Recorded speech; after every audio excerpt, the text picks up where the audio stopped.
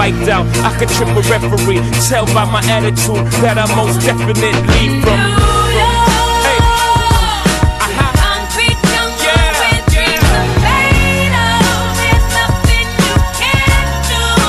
And welcome to another This Week in Startups. It's episode 42?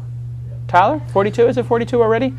Oh my God, 42 episodes of the show, and the 50th episode's coming. I think we're going to go do the 50th episode up in San Francisco or the Valley, Palo Alto, with Microsoft. Right. So Microsoft, our great sponsor, has said they want to host the 50th episode, maybe at their campus or something, so we're getting the details out. But then Microsoft and our friends at Sonos said, hey, why don't you do an episode at South by Southwest, which I think is in March. So we think we'll maybe do an episode at South by Southwest as well, which I haven't been to in ages. But that's a pretty fun conference. Open Angel Forum, March, April, San Francisco. June, yeah. Well, yeah, but we have a San Francisco date coming up very soon. March 4th. March 4th, and people have to get their applications for the Open Angel Forum. I tell people the 26th. The 26th. We'll still look at it after that, but we look at it on a rolling basis. I like being soft on the deadline as sort of a measure of, because if I make a big announcement, it's the 26th, nobody applies until the 25th, and then they all come in, and then they're late, and oh, can I get 2 more days? And then right. But anyway, the incentive there is if you get your stuff in early, we review it earlier, and you get, frankly, more time spent on your application. If you're late, we can't spend as much time on each application looking through everything, so earlier is actually a big advantage. I'm exhausted. Do people at the company know that I'm exhausted? Is there a back channel that, my God, it's much more pleasant when Jason has a 10-week-old at home because he's exhausted and not a maniac? Or no. Because I am exhausted. For the first time in my life, I am actually exhausted. Hasn't come up. Really? Yeah. Interesting.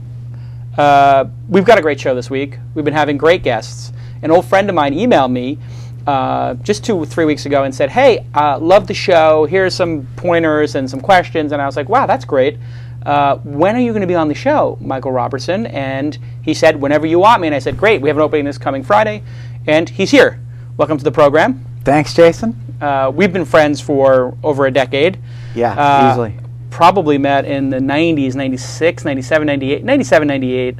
Yeah. Probably. That's right. You were doing a little company called mp3.com. Right, there was this digital music thing that I thought might have legs. Yeah, exactly. Yeah. Some people might actually consume music over the internet. Yes. And man, you've had a fascinating career. 5 startups, maybe, just off the top of my head, I could announce. All 5 of them have crazy themes like epic legal battles, wins and losses. True. Huge sales, wipeouts. Your career has everything in it. You have basically 3 entrepreneurial careers in 15 years. Is this an accurate description or no? I think so. I can't say that about myself, Jason. You got to say that. No, I mean, it is pretty much true. If this episode, I'm just going to tell everybody who's watching it right now, essentially is the equivalent, Tyler, of watching 3 episodes of This Week in Startups. This may go for 4 hours because Michael's had such an epic career. He's really one of those entrepreneurs I actually really admire because he's fearless. He takes on big problems, and he's not afraid to get his ass kicked. He's not afraid to kick ass. He'll fight. It's like a real gladiator. He's like really one of our guys. Like if you said if you said there's a prototypical This Week in Startups guy, that would be Michael. And like Mark Pincus and some of these other guys who who just like fight to the death entrepreneurs, like just the ones I like. If you're going to make a TV drama about entrepreneur, like a series, like a sitcom, not sitcom, but like TV drama, I think his story arc would be awesome to follow. Yeah, it would be good if there were, but all those TV shows about internet people or technology companies or the Valley, incredibly boring. Because typically, people from the Valley, not so good looking. Doesn't really work out so well. Anyway, present company excluded. But it's interestingly, we got another call this week, Tyler, about the reality television show. Right. It's interesting. The reality TV people, this is the 4th company that's called about doing a reality. You must get these calls too. Reality television people who want to do stuff. I got a call to be on Shark Tank. CEO Survivor. CEO Survivor. They were going to take only CEOs. Oh my God! Dump them on, the format for Survivor. Dump them on an island somewhere and let the CEOs duke it out. So basically, 15 alpha males, females, females too, fighting it out on an island somewhere for resources. So basically, nothing gets done because all the CEOs don't do anything. They actually just start telling other people to do stuff until they all starve to death. That's basically the end of the episode. Sure. But anyway, these folks who I guess are somewhat legitimate, who run one of the top 3 biggest reality TV things, have been calling. It may actually wind up that we do an actual television show, which is bizarre to me because these guys all seem like they're BS artists. They all call, oh my God, they're so excited. And now we do this show, and now they're interested. But isn't this a good example or a good point for the viewers, which is if you sit around and wait for the show to have, we got this great idea for a show, and you go pitching all the shows, and then you have the conversations, and never got. But just go do it, and then they chase you, and then do it, and do it, and do it, and do it until they have no choice but to make it a show. It's in poker you would be raising. Yeah, you'd be the example of re-raising because it's like, listen, now I think what happened was the reality television show people were pitching us.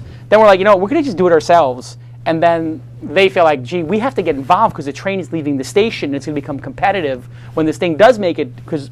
They're probably thinking, you know what? Jason's probably getting a little bit better at the hosting thing. He's looking into the camera sometimes. He puts a little makeup on now. He's actually almost presentable. They probably think he's 80% presentable. They look at you and they think that's a great sidekick to have on the show. Like, whatever. He's funny. They think it's like your shtick is working. And they're probably like, this could actually work if we just polish it off a little bit and maybe dumb it down. But anyway, yes. So you just do it. Don't ask for permission. And maybe it will happen, maybe it won't. But it is funny that it's all going on, and like there's actually a lawyer involved now. I've got like an entertainment lawyer like going over documents. I mean, it's kind of bizarre. Anyway, let's do something important. Let's talk about our sponsor, Bing. Right? Bing's a sponsor of the show. Everybody knows that. The last chance to pitch was today. So to be in the perfect pitch contest, whoever's on Shark Tank today, I'm looking right now. Yes, we have an interesting Shark Tank person. That would be the last person in the perfect pitch contest, and whoever wins is going to win a free half day of communication consulting with a Seattle-based agency, the one called Creature. It's probably cost about $10,000 to do that, and so it's kind of cool. And you'll also be the winner, and the Bing folks. I told the Bing folks give an Xbox and a Zune 2 and all that kind of stuff. People like that stuff. But anyway, thanks to Bing for being a sponsor of the show. And everybody loves Ask Jason. This is the part of the show where people ask a question. So it's going to be Ask Michael and Jason. So let's take a call. You can see the graphics come up over there. And if they're a Skype caller, they'll be up there. But okay, so this is Josh. Josh, you're calling from the 808. Can you hear me? Yes, I can. Okay. So, Josh, you have an internet connection. You're part of the interwebs, and you're calling from the 808. Where is the 808? Where are you calling from? It's Oahu, Hawaii. You're calling from Oahu, Hawaii. I love Hawaii, obviously by the name of the company. And so you're calling from Hawaii, and how long have you been listening to the show? Oh, man. About 6 or 7 weeks. Let me ask you this. How did you find out about the show? Because this is a question I need to start asking, because I don't know how people are finding out about the show. I'm guessing Twitter, socially, but...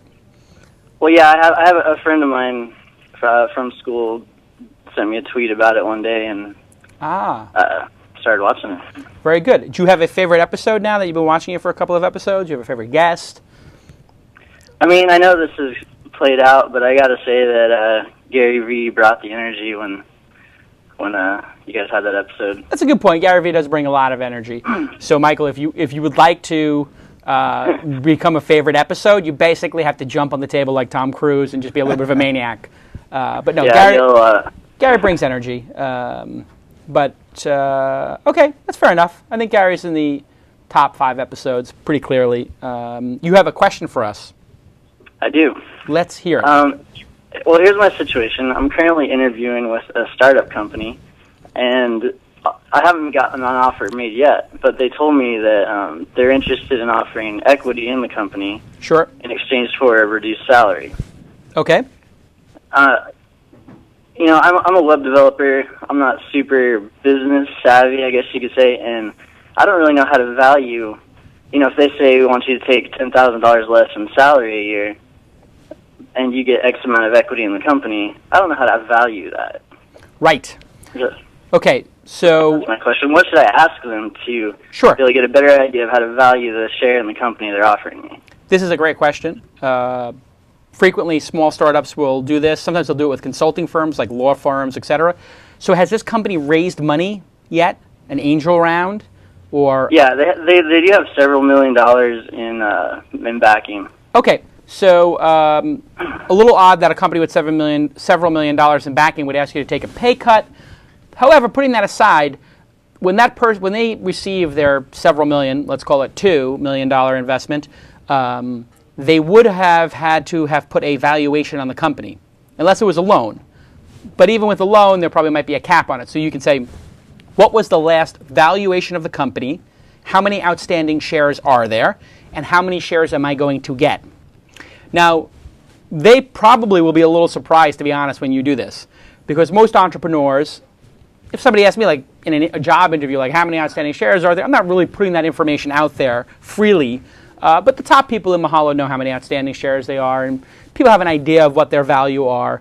But if they're going to ask you to give up something, you need to know what is the value of those shares, what were the value of those shares at the last valuation, and how many shares are there, and how many are they going to give you. When you find that out, if they're going to give you 10,000 shares, and the value of those shares at the last valuation was $10,000, let's say $1 each, and you're giving up $10,000, well, cash is guaranteed, and the $10,000 in stock is speculated, so the speculative shares should have a multiple of value to the cash. I would say 2, 3, 4 times.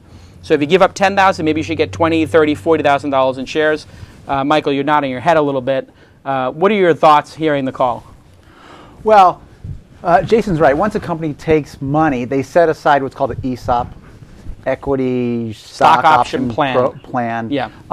And that usually employee is like stock option plan. Employee. There you go. It's usually 15 to 20% of the total outstanding shares, right? So that's the total shares that they're giving out. They're not actually going to give you shares. What they're going to give you is an option package. That option package typically is a 4-year package, means that you have to work all 4 years to get them. Right. And then there's usually a 1-year cliff, which means you don't get anything until you've worked up to that 366th day, and then you get 25% of those options. Yeah. The most important number to ask is how many shares are in the company. Because one of the tricks that companies can do is, when you make a company, you could have 1,000 shares or 100 million shares. Right. So if somebody says, hey, I'll give you 100,000 shares, you go, wow, if each one's worth $10, that's $1 million. Right. But you have to know how many shares are in the company. And so I think that's the important part, is how many shares are in the company. And that way you know what your percentage ownership will be. As a web developer, it's not going to be huge. You're not going to get 5%. You're not going to get 1% of the company. You're going to get something less than that. But that's the number to figure out. You need that denominator number. Sure. And the other possibility is sometimes they will give you an outright grant of options. And then this has tax ramifications, so you have to be also careful with that. If you have options, right? You don't have to exercise until you exercise them, which means you essentially buy them. You don't pay tax on them. Essentially, there's some nuance to that, and you have to talk to an accountant or their accountant about that. But they might also grant you the shares, and if they grant you the shares, then you definitely have to pay tax on them, and it gets very complicated. But it's a little bit weird. I don't ever ask anybody to take a pay cut and get shares instead. And it basically means that they value the cash more than they value the equity in the company, which is also sort of a tell. Like, I value the equity in Mahalo more than the cash in the bank, I think. So, I don't know. It sounds like a little bit of a weird situation. Are these people reputable? Have they done other companies before? Do you know who the investors are? Well, I feel like I gotta come clean with you here, and I hope it doesn't blow up in my face, but I'm actually interviewing with Mahalo right now. Oh, wow. Well, Mahalo didn't offer you. I know that nobody here offered you shares. It wasn't necessarily a pay cut. It was they say we offer about 15% less than the normal. Oh, I see. The normal standard pay for what you would be doing, and at least Gotcha. in the interview that I had Yeah. talked to, he said that they do have they offer equity in the company potentially to supplement that. So what I typically tell people with our company is the top rate for a developer in Los Angeles is X amount. We pay generally 10% less than what you might make working at Raytheon or something, but if you make 10 or 15% less here, you do get equity in it, and you get, we have about $4,000 in benefits and that kind of stuff. So that's a sort of a different situation, which is what is the maximum cash you can make in the open market versus the cash and the value of the stock. So if you're going for max cash, there's always a max cash player out there, which would not be a startup. And so then you have to sort of value the equity. But that was pretty good. You sort of got me. The example you're talking about is Mahalo. Right. Interesting. So he slow played you. He slow played me.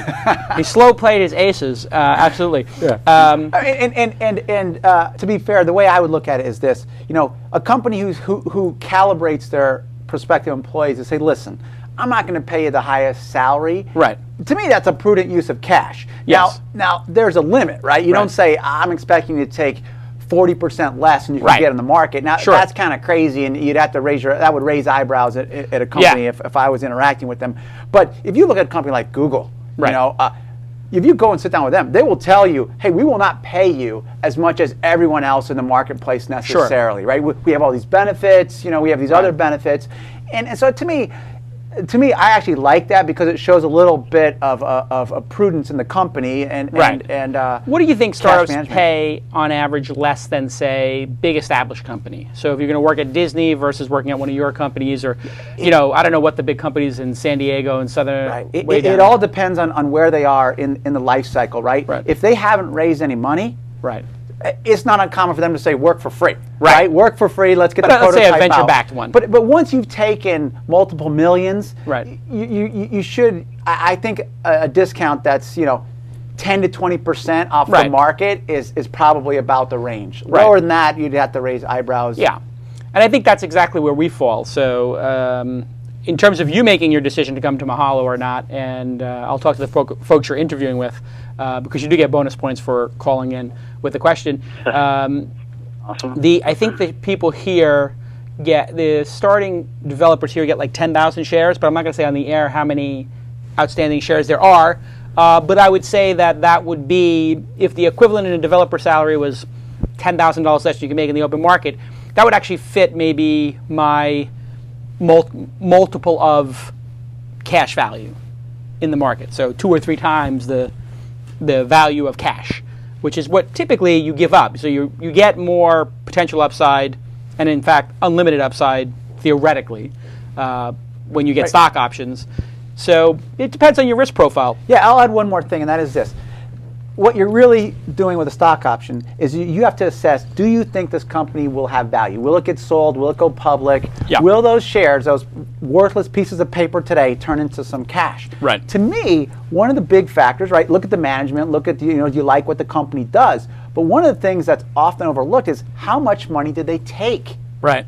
If you got a company that's taken $70 million, like VO did, which is the same company that blew up last week, once they've taken $70 million, your opportunity for those stock options to be worth anything is pretty much zero. Because if the company sold for $70 million, all the venture capital guys get their money back, and they usually have a premium on top of that, so it could sell for $100 million, and the stock options that users get, that employees get, would be worth nothing. So you don't want a company that's raised $50 million. An appropriate amount would be, so if somebody over-raises capital, which in this market you may not have to worry about too much, but what Michael's referring to is, what if you are, the amount of money you raise, you have to basically pay back to the venture capitalist. There can also be something called a liquidation preference, where you might have to pay back double, and then the equity split occurs.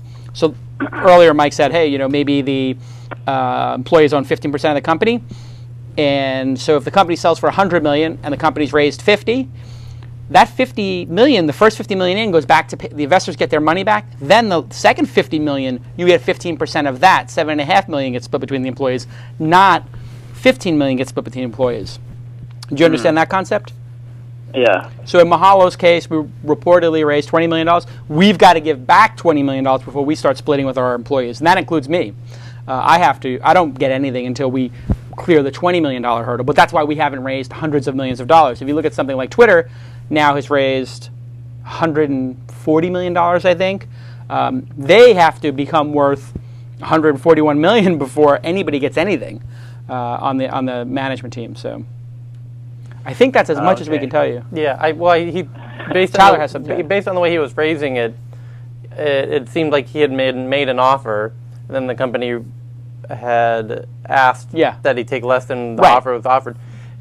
In the case of a startup like Mahalo, there's more than one way to incentivize an employee. Right. You can incentivize with cash, options, perks, etc. We, particularly Mahalo's case, we tend to not be so cash incentivized. It's more option incentivized. That seems to work well for the people who come here because it's a young company. You would get a larger piece of the equity than you would at a Raytheon or whatever. But at Raytheon, you'd get more salary. So it depends on what sort of culture fit you're looking for.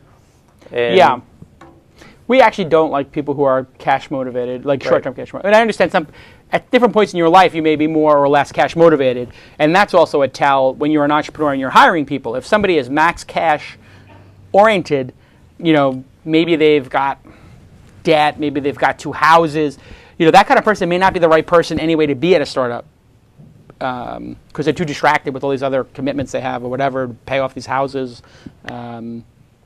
I don't know, in your startups, what's your philosophy in terms of people who want max cash? What do you say when... I run. Yeah. Because listen, if a guy says, what's the maximum salary I can get, and that's all he cares about, he will jump ship the first time an offer comes that's $10,000 more or $5,000 more. And there's always that offer. That's right. And and if a guy's looking, he's going to find something. So, I like people that kind of say, what can I do to make the company great? Right. And if I make the company great, I'm going to get my share. I mean, that's the general attitude I like. If they like, what's the maximum amount of money I can take from the company? Right. That usually is a sign that may not be the most committed person. Yeah. Right.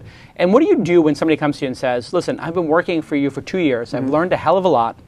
My value has doubled. And I just got an offer for 50% more than I'm making here or double. That must happen. Yeah. Happens to me sometimes. What do you do? Do you just say, you know what, we can't reach 50% more, but we're going to give you 10% more, 20% more? How do you deal with it? It's really on a case-by-case basis. Right. You look at your team and you say, hey, is this guy expendable? Right. Can I replace him? Do other people know what he knows? Then you look at, how much more is he asking? Right. Is he coming in and saying, hey, I got 30% more because I came in as a junior person, right, and now I have a senior person offer at some other company because I'm, standing on the shoulders of this opportunity. You got to play it by ear. Yeah. The dangerous thing is if they're just motivated by money. Even if you say, okay, I'll match that offer, you just bought yourself a small amount of time because they'll just shop again. You just reset the clock. That's basically, right. Another 3-6 months from now, they're going to want to do the same thing. I mean, I got respect for an employee that comes in and says, hey, man, I need a little more money. I got a new kid. I just bought a house or whatever. Yeah. Reality, life. Yeah. Exactly. But if they say, you have to beat this offer or I don't work anymore, I usually thank them for their time and say bye-bye. Yeah. Interesting. So there you got both perspectives of from an employee and an employer. Anything else, Josh? No, I think that's it. Great. Good job. Hopefully, if everything goes well, I'll be meeting you soon. Yeah, that's awesome. I think I know. You may have responded to me, and I forwarded your resume on. Is that? Yeah, that's true. I remember because I remember seeing Hawaii in the title. So you were actually considering moving from Hawaii to Santa Monica. Yeah, for the job if it works out. That's awesome. I like that commitment too. When people move to the area, I would say, how many people here have moved, Tyler, to work at the company? Is it out of the 30 people or so? Is it 5, 6? Yeah, something like that. We like to import people. More recently than more recently, yeah. Okay, good talking to you. That was good. Definitely. He totally got me. I'm like, Mahalo is offering you more. I'm like, who offered you equity instead of cash? But I think he was phrasing it a little differently. It was a little loaded. It was a little loaded. Just a slight little bit. It's different. I would never say to somebody like, how much you want to make? Okay, I'll give you 15% less for this much equity. I think what they probably said to him in the interview was, and we're honest about this, we pay a little bit less than the high end of the market, but not low, just like right in the middle. And but we give equity and breakfast, lunch, and 3 o'clock and 5 o'clock snacks brought to your desk every day. Okay, so we should do the next part of the show, which is the Shark Tank. Somebody's going to pitch us. Got it. And they're going to have 60 seconds. So let's get this next caller.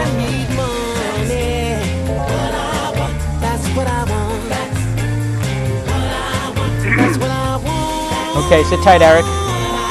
Okay, bud.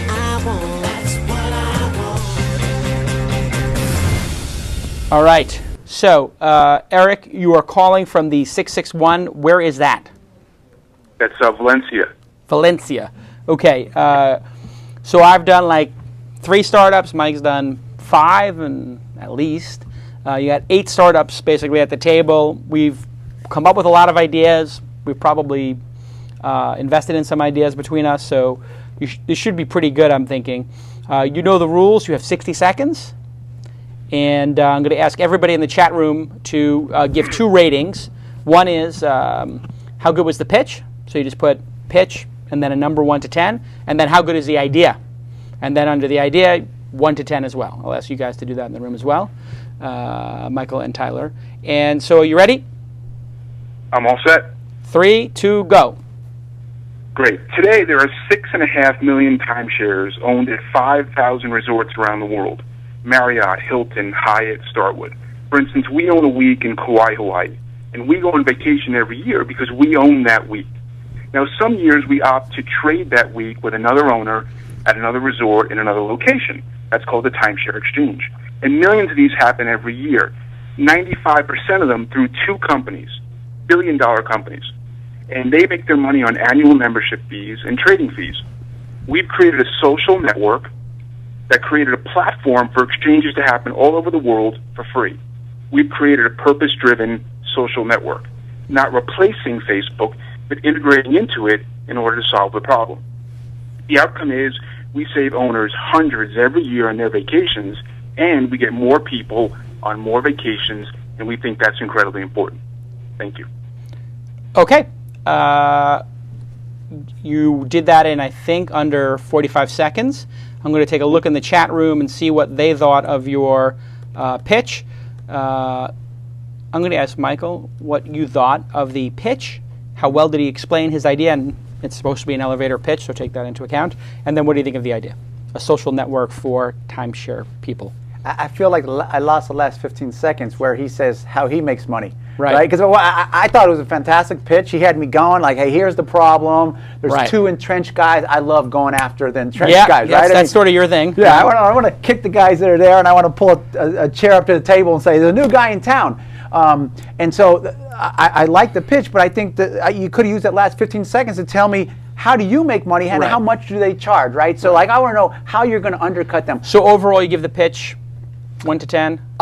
I would say it's a 7, and if you would have included how he made money, it could be a 10. Right. Okay, and then the idea, social network around time sharing? I hate the social network part. I like the idea. You know, so I mean, social networks are a huge fad. Blah blah. Facebook. I just think you add all this baggage. Who really gives a shit about the? Oh, can I say that? We're on the internet. You can. Yeah. You know, I think so. Who cares about the social network part? The point is hooking up these exchange partners. Right. You don't want to compete with Facebook. They'll kill you on the social networking side. So be a Facebook plugin. Right. You know, and leverage that community for your core value, which is the exchange. And I see the people in the room not disagreeing. A lot of people 7, 8.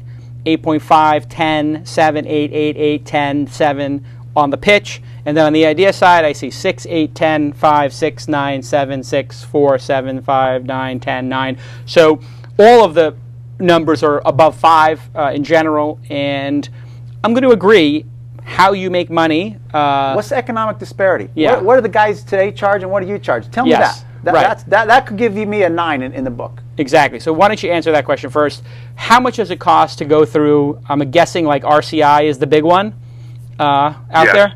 And just so you know, the way I figured that out as a, angel investor for the last year. This is one of the things I've been working on is angel investing. I just typed in timeshare reselling and clicked on the first link on Google, so I've done my market research.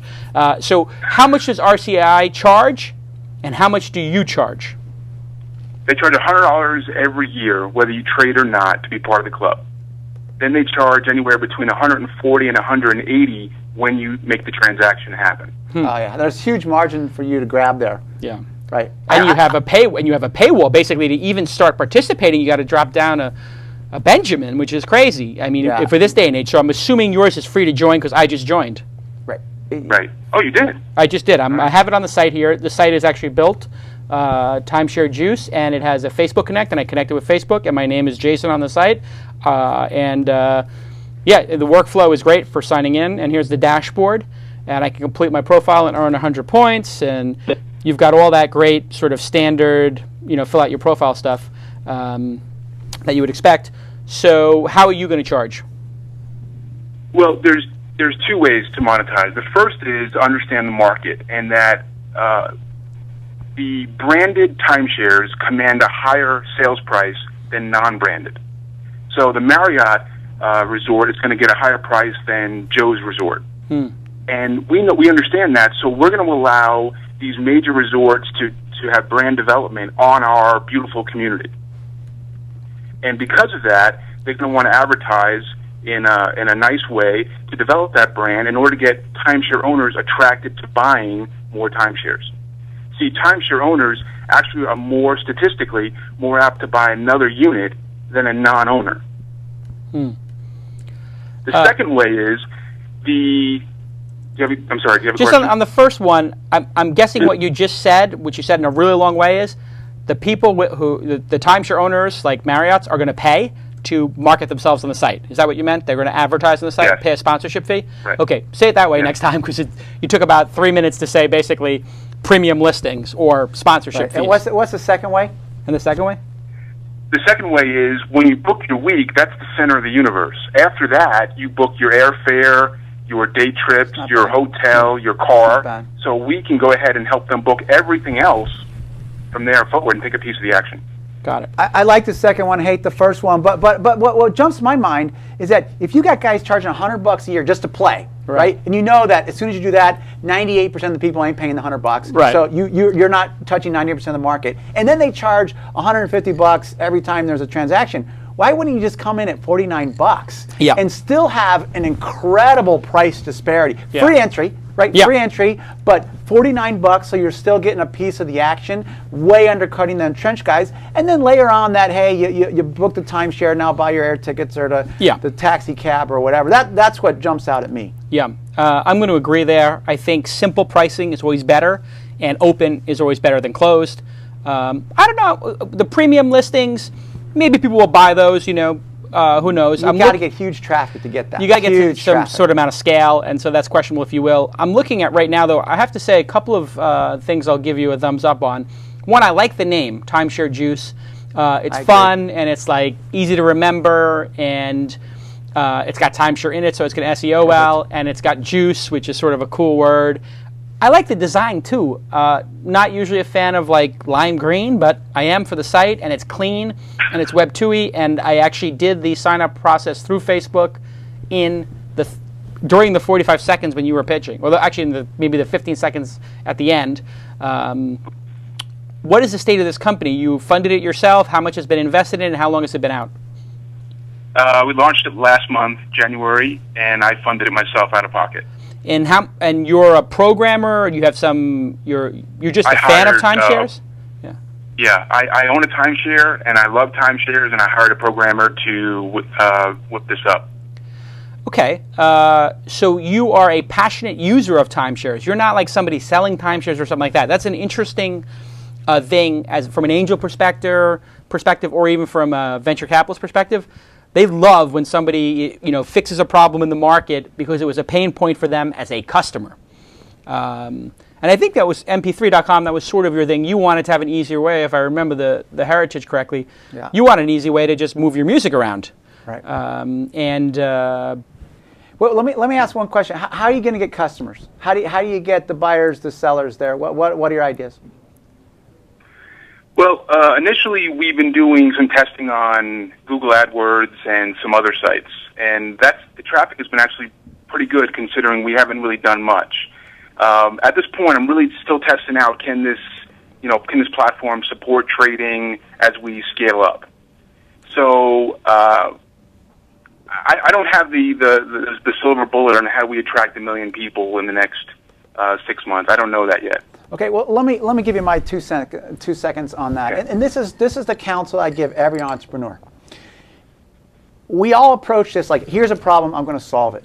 And we put all of our brain on solving this, and you really identified a problem, and you've come up with a solution, and I think that's all great.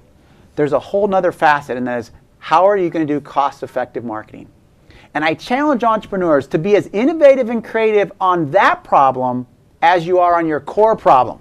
Because there are countless businesses that aren't that good products, but they have great marketing and they win.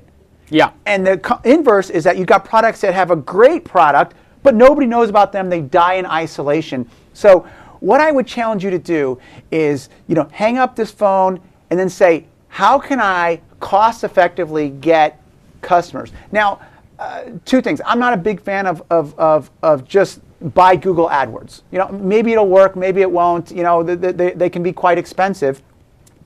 They could work for you if you had that $49, I'm going to charge customers $49, because now you know what you're working against, right? You can see how many keywords you have to buy to get a customer, and you've got this $50 a bogey to play against, which is why I think you should do that. But think beyond keywords. What clever way is there for you to touch timeshare users cost effectively? Because that's the deal. If you told me, Michael, I've got this secret way where I can spend $42,000 and I can touch 1 million timeshare guys, your business would be a grand slam.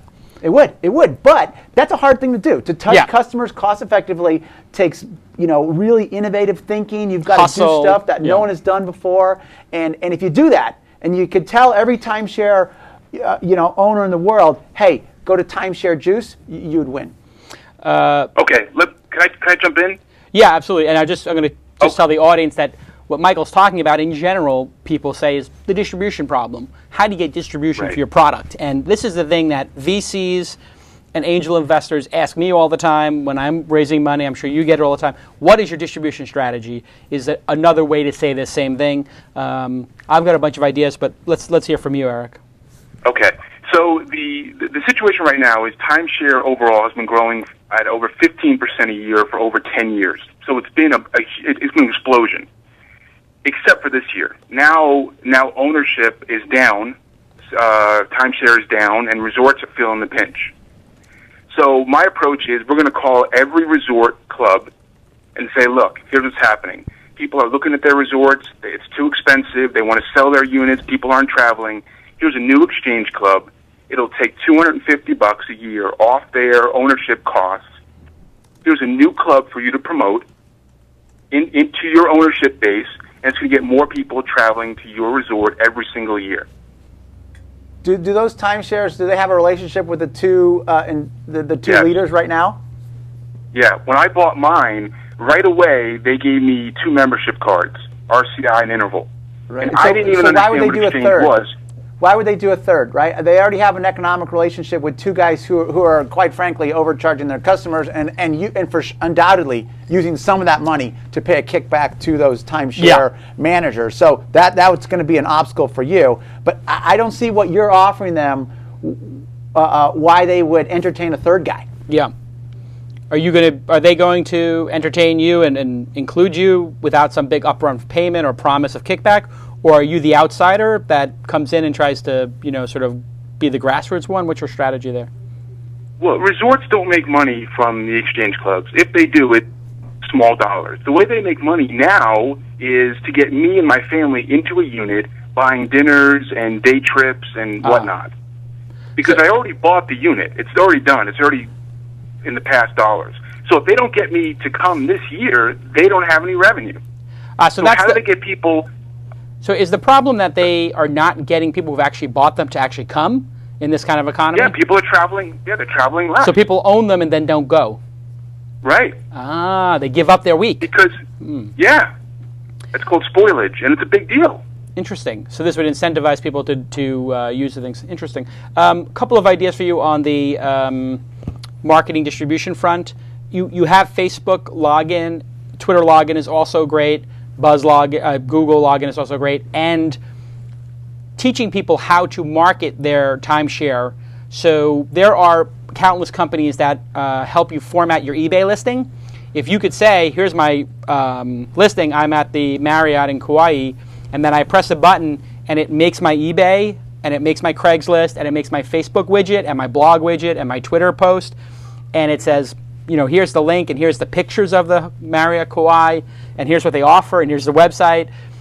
Be their marketing back end to help them go market their timeshare that they're trying to sell or trade. Like that. That's a very good idea. Yeah, if you go onto an eBay auction for cars, for example, they're all templated. And you can, if you become the template, they'll be like, oh, well, timeshare juice at the very least let you make the template for free.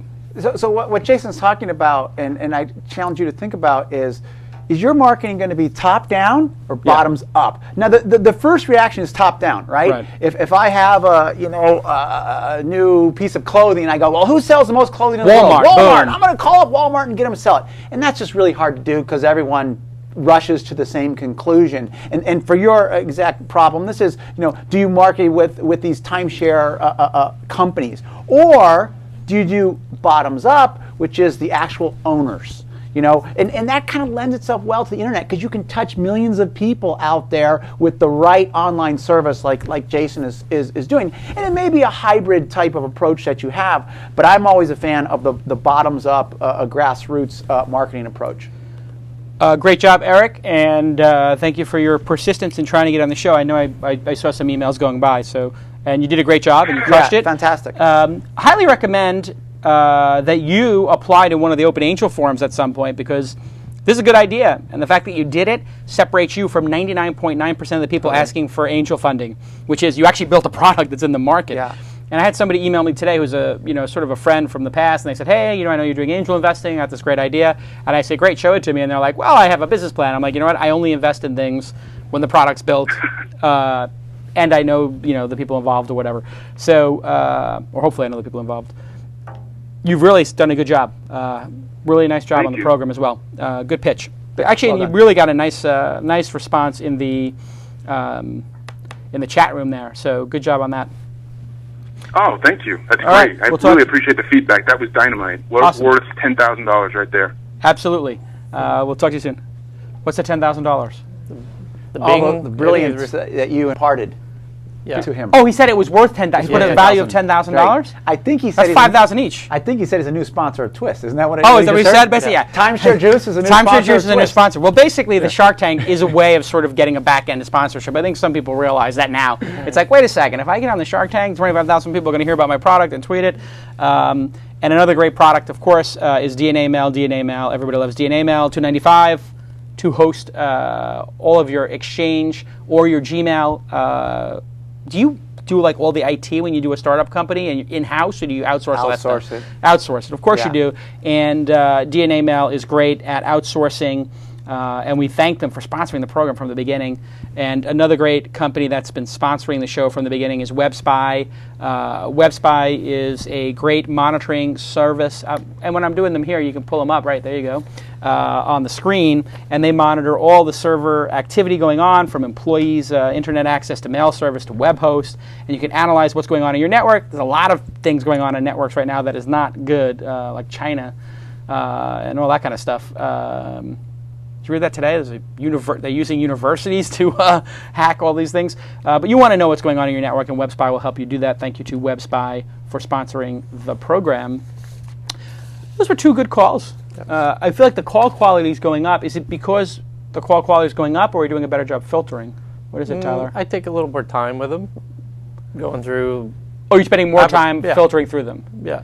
And the way people get onto Ask Jason and the Shark Tank is on our blog, This Week in Startups.com. There's a link that says Contact, and you click on the Contact. There's a form, and in the form you can say, I want to be on Shark Tank or Ask Jason or anything, and some other point that you want to discuss. So, okay, so that leaves us to the interview segment of the program. I've interviewed you before at different conferences and stuff like Yeah. that when I was a journalist. Sure. Journalist/entrepreneur. So then this is, there's a whole generation of people who don't know me as a journalist. So I have to explain to them at one point, I was like a journalist who had a magazine, and I used to interview all these CEOs. I wasn't known for being a CEO. I was actually a journalist. And that's when we met. You were doing mp3.com. Mm-hmm. What made you buy that domain name? Because MP3s weren't even the WAV files were really the first file format. So was it that you saw the MP3 format come out? And when did you buy that domain name? I bought it in 1997. And was it available for $8.95? No, it wasn't. Oh, There's so a you story- actually paid. There's a story for that too. Yeah. So let me take you back in time. I'm running a company called Files.com, Filez.com. And what we was the problem I solved was searching for files. Right. Back in the mid 90s, files were on FTP servers. Mm-hmm. So if you went to a web search engine, you never found any files. Right. So if you're looking for demos or games or updaters or pictures or files, graphics or zips or whatever, pictures of cute girls, you couldn't find them. Yeah. So I said, well, there needs to be a search engine for files. It's a great idea. And so I came up with Files.com. Right. And we had a search engine that would just go out and index all the FTP servers. And one of the things that we did was I said, how can we make money? What if I went to Siberian Outpost, which is one of the early e-commerce guys? Sure. And I went to them and I said, why don't you give me your entire database of products? And whenever anybody searches for Palm Pilot, I'll list all your Palm Pilot products alongside. Right. You basically created AdSense or Overture. That's right. Yeah. And you didn't know it. No. And they're like, wait, why do you want my whole database? People thought we were like, doing something surreptitious. And I said, no, listen, we'll do an ad deal. I'll charge you 35 cents a click. You only pay per click. Right. And so they gave me our database, 37% click through. Wow. Wow, amazing. And I was stoked because that was real money. 37% click through times 35 cents. Yeah. And the company had 4 people at the time. Right. So we're making money. And I'm thinking, oh, this is great. The internet is great. The internet is great. How do I add scale? Right now it's just like add more. Add more, Because So now before this happened, were you just out of school or something like that? Because you're a couple years younger than me, and so were you just out of school? Were you a programmer? Did you have rich parents? I mean, how did you start as an entrepreneur? I grew up super poor. Like poverty, not enough food to eat, sometimes poor. I mean, it was tough, single parent, drug addict, alcoholic stepfather. Any of this classic story, you've heard it a million times. I've said on this program, basically, show me any great entrepreneur and I'll show you a dysfunctional relationship with like a parent. So I went to school at UCSD. I graduated, said, I don't want to be poor. That was the thing. I was like, I don't want to be poor. Well, how do you not be poor? Well, have your own business. There's a business strategy, sure. Yeah, and so I started a consulting company that did pretty well, but there's no scale, right? There's only so many hours in a day, even if you bill at $100 an hour. And what are you selling as consultant? I was consulting for, at the time, companies were just getting PCs and networking them. So local area networks. That's right. No internals. Banyan Vines. That's right. And I specialized a lot on Macintosh. Really? Apple Talk and that kind of stuff. So you're setting up Apple Talk networks in the late 80s, early 90s. That's right. And so I'm setting them up, and I have some clients, and I realize, they need to scan their networks. The Macs were getting file sharing. So I said, hey, one missed click by an assistant, and all the payroll information is available to the whole world. Right. So I wrote some software. I took a little computer science at school, although it was not my major. I was cognitive science. Which is psychology, cognitive science? Is it? Well, it's the study of intelligence. Right. So it's some neurobiology. Let's try to figure out how the brain works by doing tests. Right. And then there's computation. Let's model the brain with a computer, like do artificial intelligence. And then there's psychology, which is, let's do tests on interface design to figure out how the brain works. Right. So quite a diverse thing. So I had some programming skills, so I wrote some software which would basically scan a network and look for vulnerabilities and create a report. And you could run it on a regular basis, and I use it for all my clients, and I thought, well, why don't I sell this thing over the internet? Yeah. So I started selling it. That did well. The software business was great, right? Sure, the scales. Exactly. Very funny. I go, well, I'm not going to send people the software like on a physical medium. Sure. I'll just send it to them digitally with an unlock code. Right. Well, remember, this was 1993. Right. So many people said, I need the disk. Yeah. I go, but I just sent you the software. Yeah. But I need the floppy disk. Yeah. but you have all the software. Right, that's it. You know? Yeah, it was a paradigm shift. It didn't Exactly. understand. So I'd send it to him. I was like, I got to charge you $20 more. Right. Anyways, so that was pretty Burn well. CD. But I wanted something bigger, right? That was network security software. So I saw my first digital camera and said, whoa, that changes everything, right? And it does. I mean, think back to, you know, the old cameras you had to buy film. Was this the Apple one? Was it the Apple, the quick first take. one? The quick was take? like this big. It was huge. It was like, what is Yeah. the quick? I got to pull up the quick take. Maybe somebody can pull it up in the control room out there. The quick take looked like the pair of binoculars that like Chewbacca was using on Hoth to try to find like Luke Skywalker. I mean, they're huge. Yeah. I took it on my honeymoon. You know, it had a capacity of like 8 photos. You know, it had 640 by 480 or 16 at 320 by 240. Right. You know, which and is you're just like, complete garbage. And on your honeymoon, your wife was like, listen, you could have brought a camera with 36 photos and we could have 10 of those rolls of film in your pocket. Instead, you got to bring this thing. The battery runs out after 4 photos. Exactly. What an embarrassment for Apple that was. That camera. Well, you know, the moral of the story is, and so what I did is I said, well, what business is around this? Well, people are going to be taking all these photos. They need to manage them. Let's create software that lets people manage photos. So you created iPhoto. Exactly. Yeah. The problem was this was, you know, 1994. You know, cameras were too expensive, too slow, no viewfinder. You know, color printers sucked. Right. So it just wasn't, you know, the time. You know, when you're an entrepreneur, timing for these big macro trends is critical. Right. If you're too early, you lose. Right.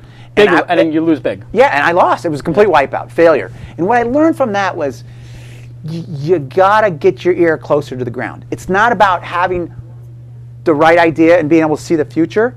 You know, it's about getting the timing right. Right. Because you know what? There's going to be people, and here's the Apple Quick Take camera for people. You had that top one, the big, the big brick that looks like a projector, and that thing.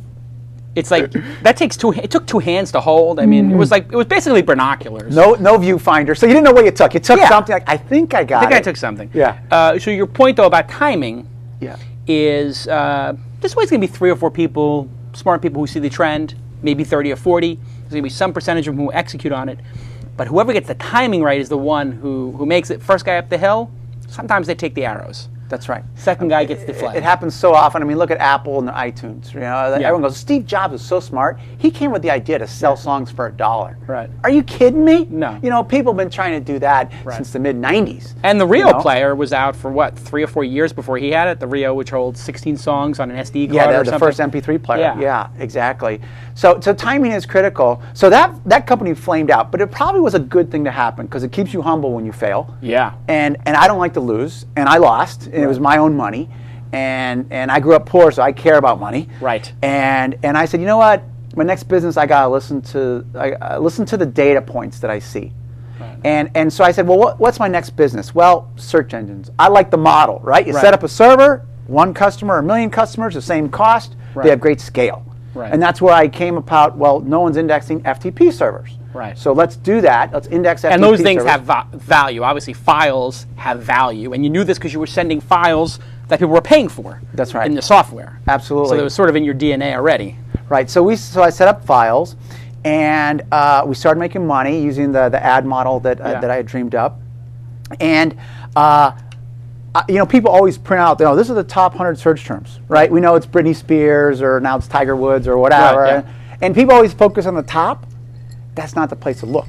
If you're an entrepreneur, look to the bottom, right? And ask yourself, what's on that list for the first time that has never been on the list before? Right. Because by the time it floats to the top, it's too late. Right. You know, by the time it floats to the top, you can't capitalize on it. Well, I saw this thing called MP3. You know, popped onto the list. And my analysis was quite simple. It was like, I don't care what it is. I'm going to go create an MP3 site and get more search users. I'm just going to use it as a marketing engine for files.com. You know, so I didn't care. It could have been Barbie clothes, could have been, you know, guns. It didn't matter. Well, it turns out it was digital music, right? Right. So there's 4 guys in the company. I tell my guy, hey, you know, my sales guy, hey, go find an MP3 website and I'll buy it and I'll go get a good domain. Because at the time it was really underground. Right. You know, it was just there MP3s. People didn't even know what that meant, and people were using WAV files and and people were used to real audio, which had you know pretty horrible, terrible quality and stuff like that. So I looked to see, all right, what domain? I don't know, let me try mp3.com, right? Right. So I try it, and damn, it's registered. So I go to it. Nothing pops up, you know.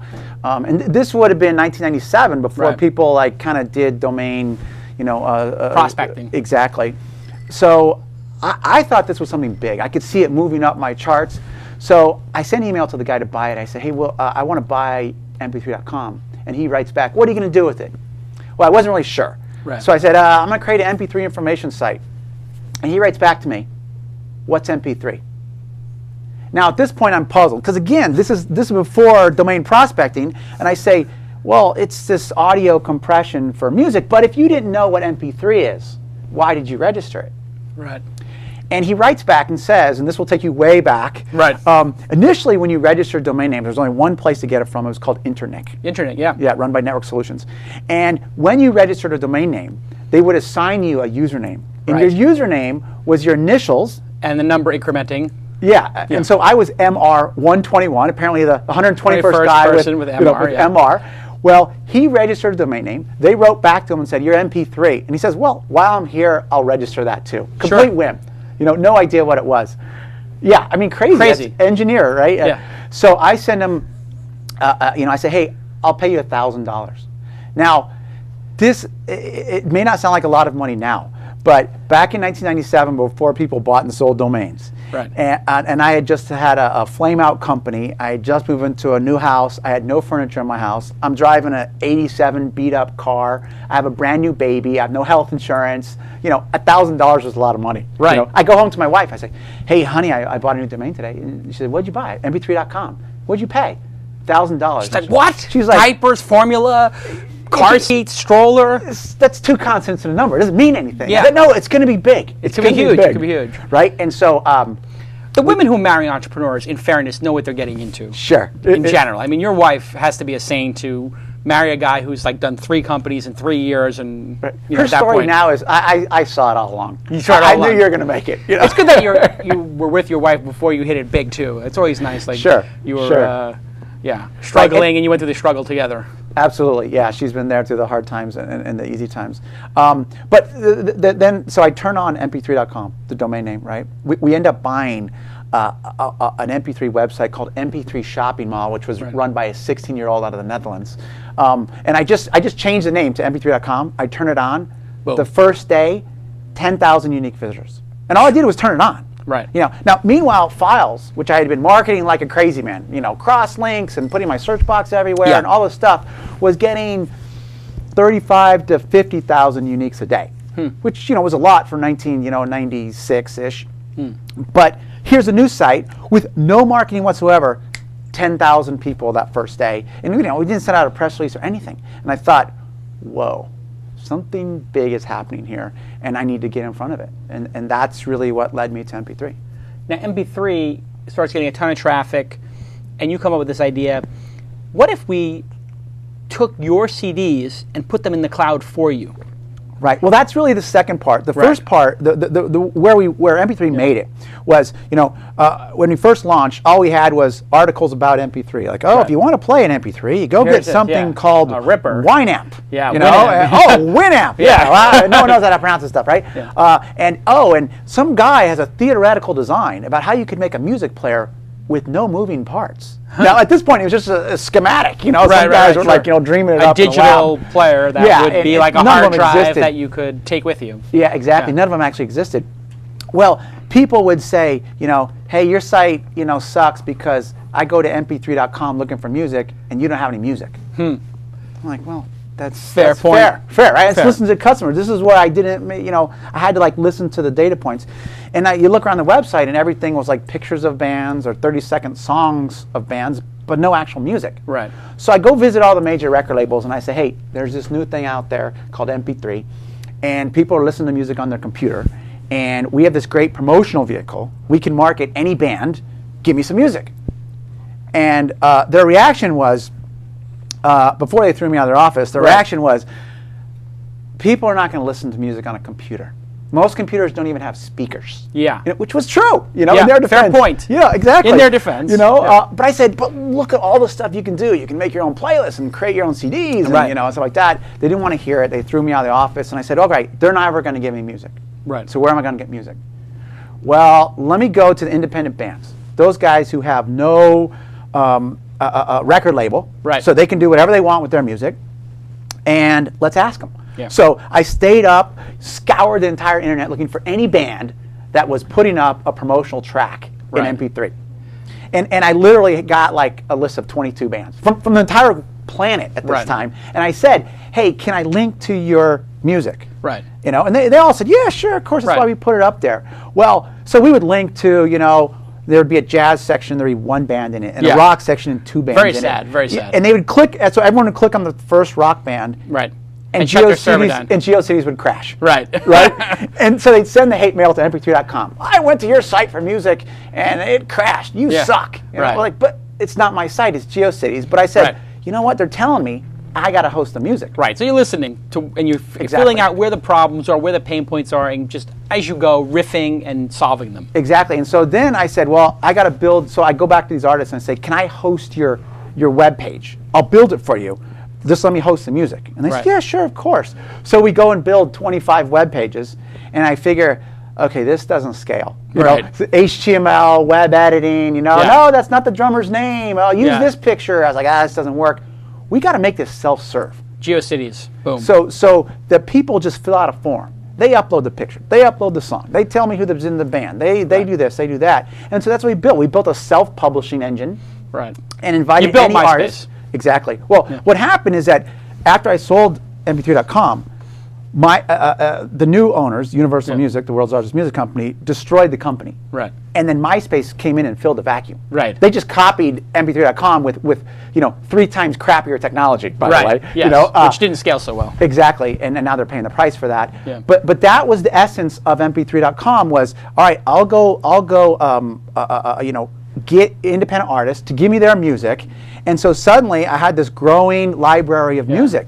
Now, all the music people said, this guy Robertson is an idiot. Right. Let me tell you all of the things that he did wrong. Number one, the company name, mp3.com. Now, today, the story is, man, you were so lucky to get the domain name. Right. You know what? And it always makes me a little mad. I get Right. like, well, screw you. You could have bought it. Yeah. I'm like, Right. luck. It's not luck. You saw is a it factor of hard trending. work. Yes, yes, It really is.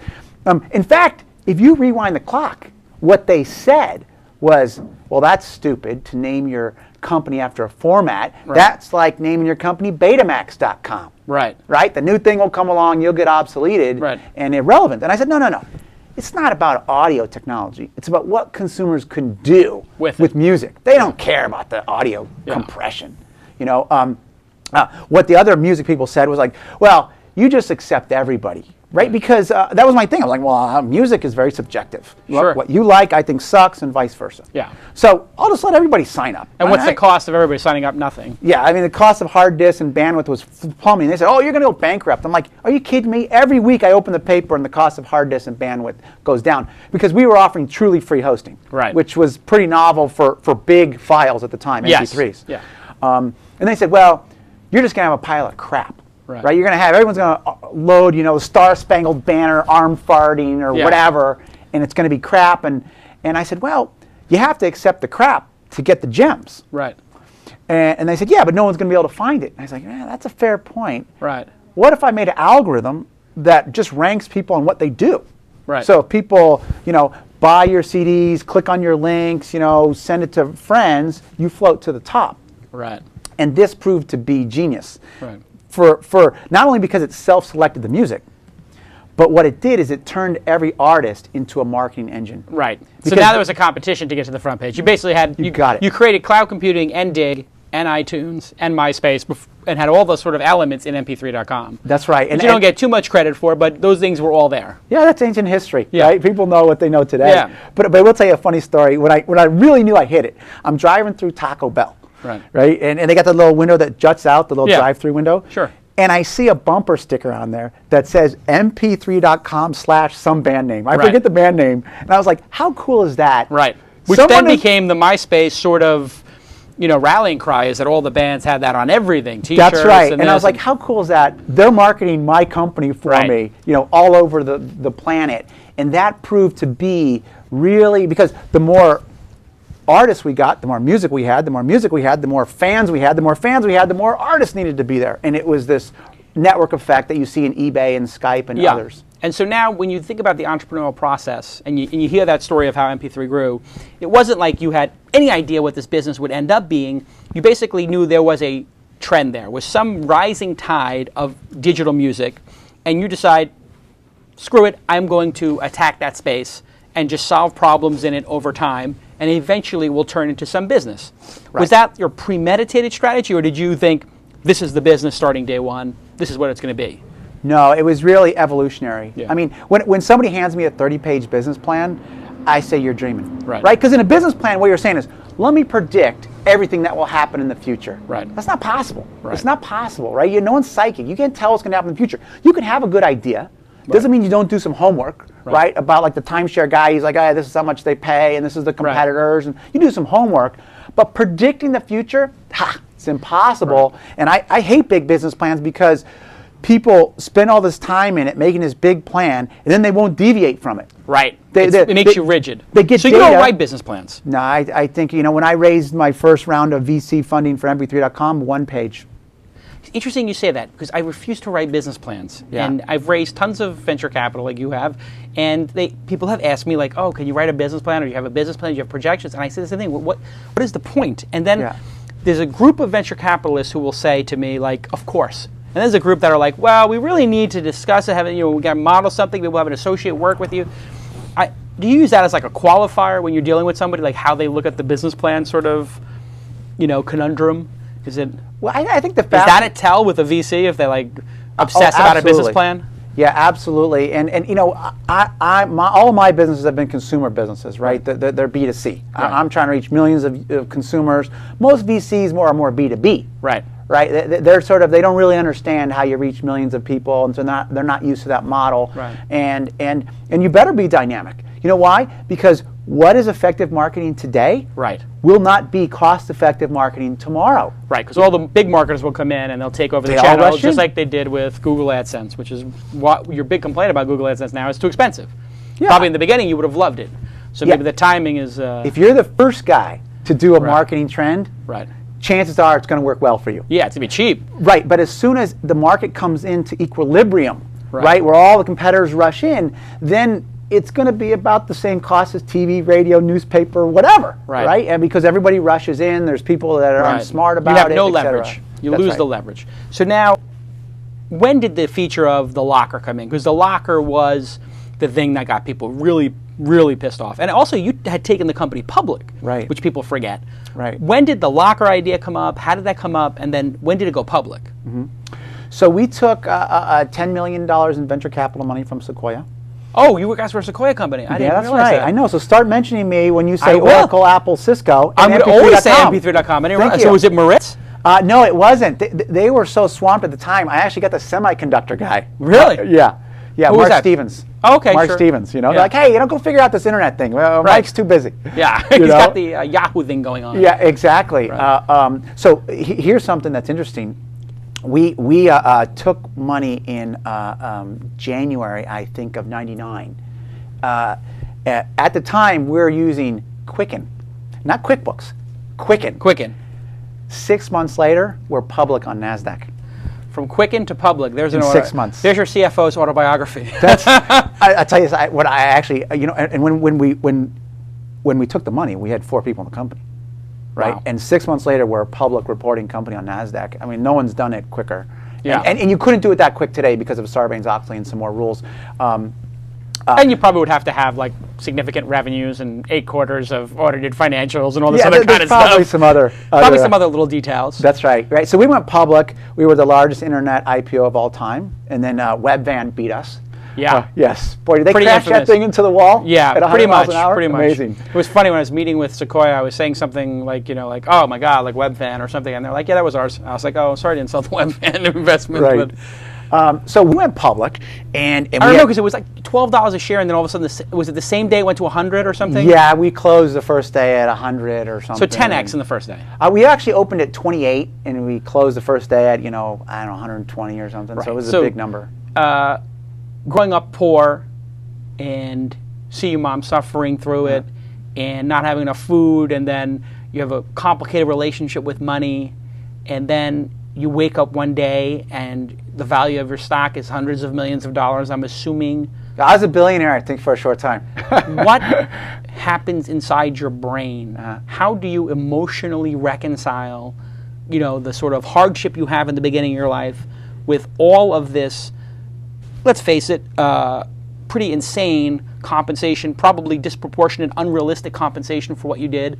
Not that it's your fault. Somebody else bought the shares and pumped them up. And, what happens in your brain? And what do you call your mom, and what do you say to her?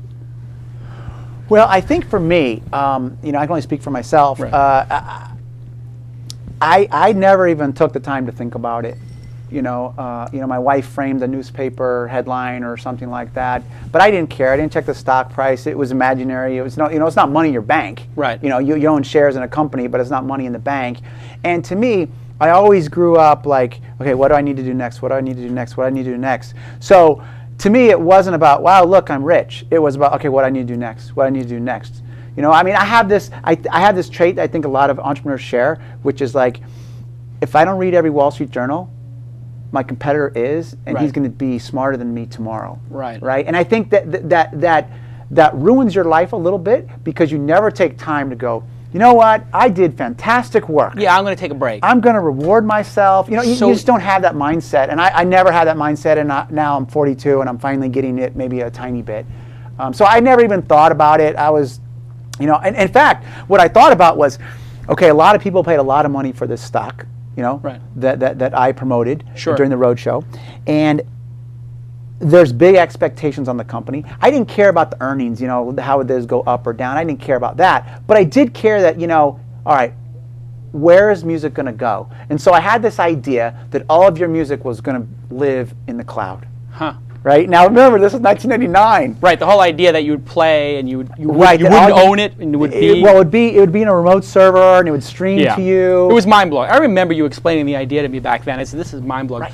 But just back to the other thing, because it's fascinating to me. You're basically saying you were so defined by your sort of relentless pursuit and work ethic that even when you obtained this extraordinary wealth, paper or not, it didn't even register with you. You just felt like you're such a work machine. You got to just keep executing, and you don't even stop to say, you know what, look at all this money I made, and let me revel in it for a minute. It doesn't really matter to you. It really matters to you is work. That's how defined you are by your work. That's true. I mean, to give you a specific example, I was still driving the same 1987 Honda Accord with one broken headlight. They have the pop-up headlights. Yeah, sure. And one was broken, so it had a coat hanger in it. My wife would criticize me, and then finally the board members and my president, the CFO, said, Michael, we need you to get a car with airbags. Yeah, grown-up car. Exactly. Volvo time. And I'm like, Keyman life insurance time. It's great. It'll last forever. It'll last till 300,000. I'll throw it away and make it a little cube or something. And like, no, you got to get a new car. And I was like, want to. And now at 42, you said you're actually taking a moment to maybe stop working for a day and say, I'm going to just chill out and enjoy what I've accomplished? Yeah, I got two boys. They're 11 and 12. And, and you see them growing up. Yeah. And that sort of says, whoa, hey, they're growing up. You better spend time with them now, because once they're 18, bye-bye. Yep. And I think that is a bigger influence to make you slow down a little bit, smell some roses, rather than just, money in an account. Very interesting. Let's go back to the cloud computing thing. So you got these things up in the cloud. Right. Well, the problem was, so I said, all right, how do we get all your music into the cloud? Because this was 1999. Right. And nobody had any bandwidth. The average person had a 28.8 modem. Right. Had a 28.8 modem. If you were cutting edge, it was 56. Right. Right. So to download an MP3 on a 28.8 modem, it was like 20 minutes. Yeah, it was like 20 minutes. No joke. Yeah. And so the question was, well, how are you going to get the music up? And it dawned on me, well, the music Jason cares about, he already owns. That's a CD collection. Right. Right? So he's I have got to the figure Wall. out. He's got Pink Floyd The Wall, and he's got Dark Side of the Moon. Exactly. He's got Thriller. I don't got to give him every song in the world. Right. If I could come up with a way to take his CDs and teleport those to the internet, Right. and let him listen to that, that would be sufficiently good, Right. for version 1. Well, the problem is, how do I get these CDs up to the internet, right? Right. You can't upload it. The bandwidth Impossible. wasn't there. So I sat down with my engineers and I said, this is what I want you to do. I want you to write software that will look at the sound wave patterns on a Right. CD. Determine what CD it is, and we'll go out and we'll buy $1 million worth of CDs. And once I see Pink Floyd The Wall, you Right. know, so we'll have the customer put the CD into their CD-ROM drive. Right. I'll look at the sound wave patterns, precisely determine what CD that is, and then as soon as I know it's Pink Floyd The Wall, I'll turn it on in Jason's account. So you get the fingerprint of it. You know that they have a copy, legit copy, and it goes up there. Right, because the only way you could get music into your locker was if you showed me, hey, I have the physical CD, I'm going Right. to prove it to you by putting it into your CD. People love the service. It works. You think this is an incredible innovation, and then you get sued like crazy. That's right. And so eventually you guys have to settle some lawsuits, if I remember correctly, Yeah. and then you're sort of forced to sell, or it made sense to sell. What was the outcome of all those lawsuits and insanity? Because you must have had to go back to the companies that you originally went to and said, hey, you know, there's something going on here with these MP3s. Right. I'm assuming you were sort of in touch with them during this trend, that's true. and now they're like, okay, now we got you doing something that we don't think is cool. Right. And they just, boom, massive lawsuits, billion-dollar lawsuits, right? Tons That's of right. them at once. That's right. How did you deal with that? I mean, and there's two levels of dealing with it. Like, there's the tactical, but then also, like, on an emotional basis, you wake up one day as an entrepreneur and go, holy cow, all this empire I've built is being attacked by these other, like, 8 huge empires, 7 huge bullies. Would you just think I'm effed and that's it? I gotta roll over, or? Well, I think, you know, an entrepreneur, a true entrepreneur is a fighter. Right. Right. And if you punch me, I'm gonna hit you back. Right. Right. I mean, that's the way you innately approach Right. life. You're not you afraid know? to mix it up. Right. Listen, I grew up poor. It sucks being poor, but you know, you can't go through life saying I don't want to be poor. Right. I mean, you have to have some sturdiness and Right. stuff like that. So yes, when they sued us, that was not good. And to give you just, you know, your viewers some background there, you know, I said this is brilliant technology because the only way you can get music in is to have the CD. Right. This makes the CD relevant in the 21st century. Right. Right? Because I told them, guys, the risk that you have is that the CD becomes irrelevant, people stop buying your CDs, and you lose all the revenue. Right. I'm going to make the CD relevant because I'm going to say, put it into your computer, bam, it's on the cloud. Now, you couldn't download it. All you could do was listen to the songs. Right. You couldn't send it to friends. It was so crippled. It's not like you could do anything with it. Nah. You couldn't share it. You could just listen to it Right. yourself. So it was good for the industry because it made the CD modern. Right. Right. And it was good for the consumer because it said, hey, you know, do this, and now you can listen to the music at work or Yeah. wherever you have an internet connection. But the record labels were intent on, you know, suing us because they thought we were getting powerful. As a bottom line, they thought we were getting too powerful, Yeah. and so they went after us, and they won, right? Right. And the reason they won is because, remember I told you we bought $1 million of CDs? Yeah. Well, when you popped in that CD and then use a software called Beam It, we weren't actually moving all the audio files. We were just saying, all right, Jason's proved to us he has that CD. Right. And because of that, they said, well, you're using our copyrighted works without a license. Right. Now, we said, hey, we bought a copy and Jason has a copy. Come Right. on now. And so we lost. But Right. they found a judge in New York, and some Yeah. people say it's the worst internet ruling of all time. And Right. I don't know if it is or not, but you got to respect the judge. And so we lost the lawsuit. We end up paying, you know, $150 million in damages. And what was really frustrating was we didn't damage anybody. Right. You know, in fact, what we did is that we went to online retailers. Like there were companies to go in the Wayback Machine. There was companies like called CD Now. CD where Now, you huge buy company. CD. Yeah. And I would joke, well, it's not CD Now, it's CDin4days.com. Right. Right. You buy a CD, and then the postman have to deliver Sure. it to you. I said, why don't you tell us when Jason buys a CD, and I'll let him listen to it right away. Yeah. Crazy. Overnight, the 3 retailers that launched that service with us, 28% sales boost overnight. Wow. You know, and because it made music purchasing What's the other online one? immediate. N2K or something like that, or music? Yeah, N2K. N2K was the other big music distributor that was doing stuff. So it was very distasteful to have the record label say, "Oh, you damaged us," and I was like, "No, I sold more product for you." Right. You know, I did the opposite of that. But they sued us, and you know, lawsuits came down. And then the final chapter is the company that sued us the most was Universal Music, right? Who then comes and buys MP3.com for almost $400 million. That's right. And so it was quite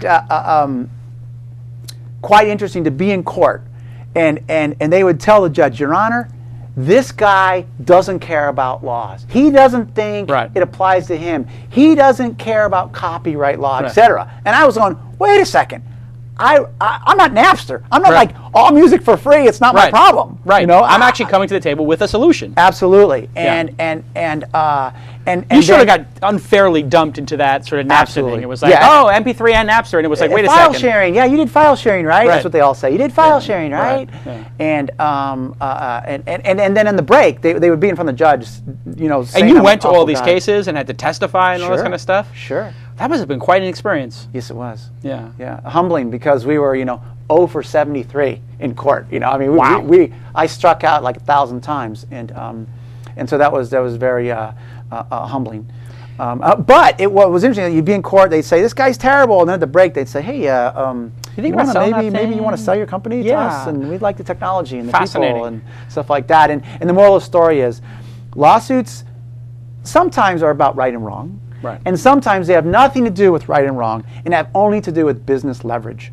Negotiation. That's right. Can I get leverage over you for some business tactic? Right. To some ends. That's right. You wind up selling the company, you own at least 25% of it.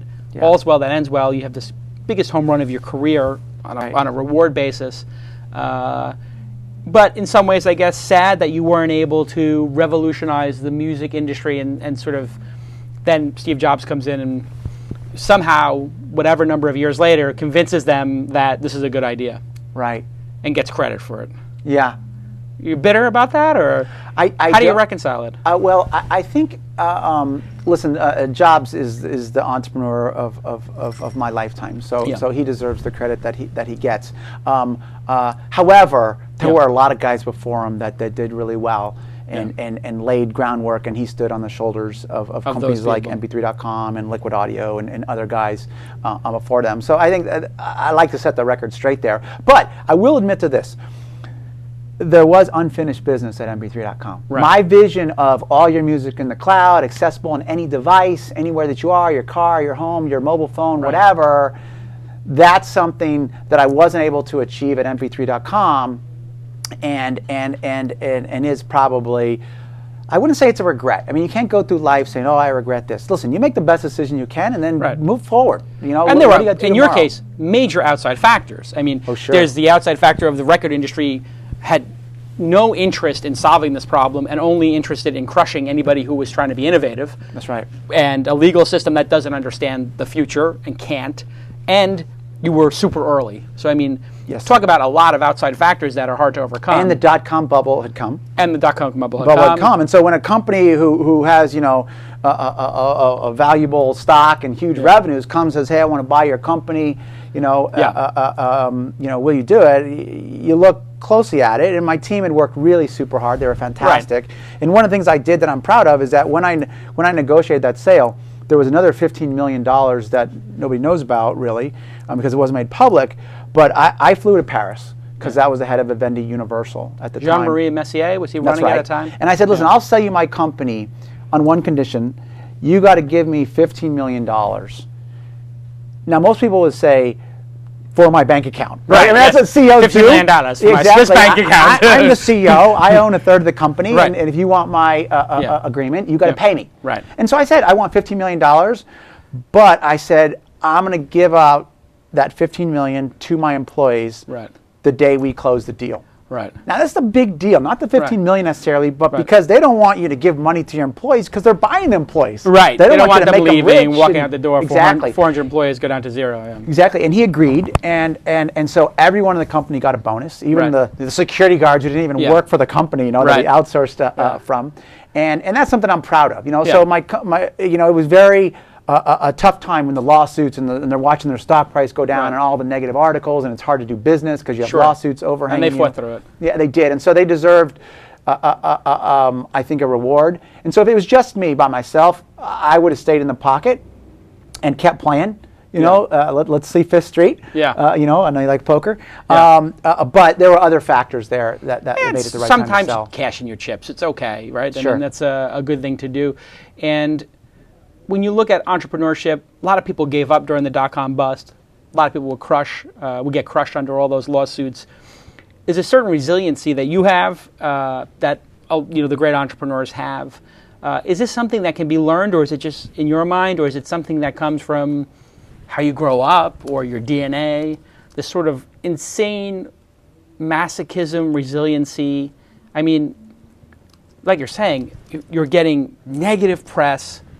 You're getting your ass kicked in court day in and day out. People personally attacking you that you're the Antichrist, and you're losing employees probably. You got venture capitalists and board members on your back. You got public company and people own the shares, and the shares are going down. I mean, it's class action lawsuits. Class action lawsuits, because after you get the lawsuit, it's like, you didn't disclose it, which was horseshit. We disclosed everything. Everyone knew what we did. It was public on the website. So now you got these 20 things working against you, and a smart person might just say, you know what?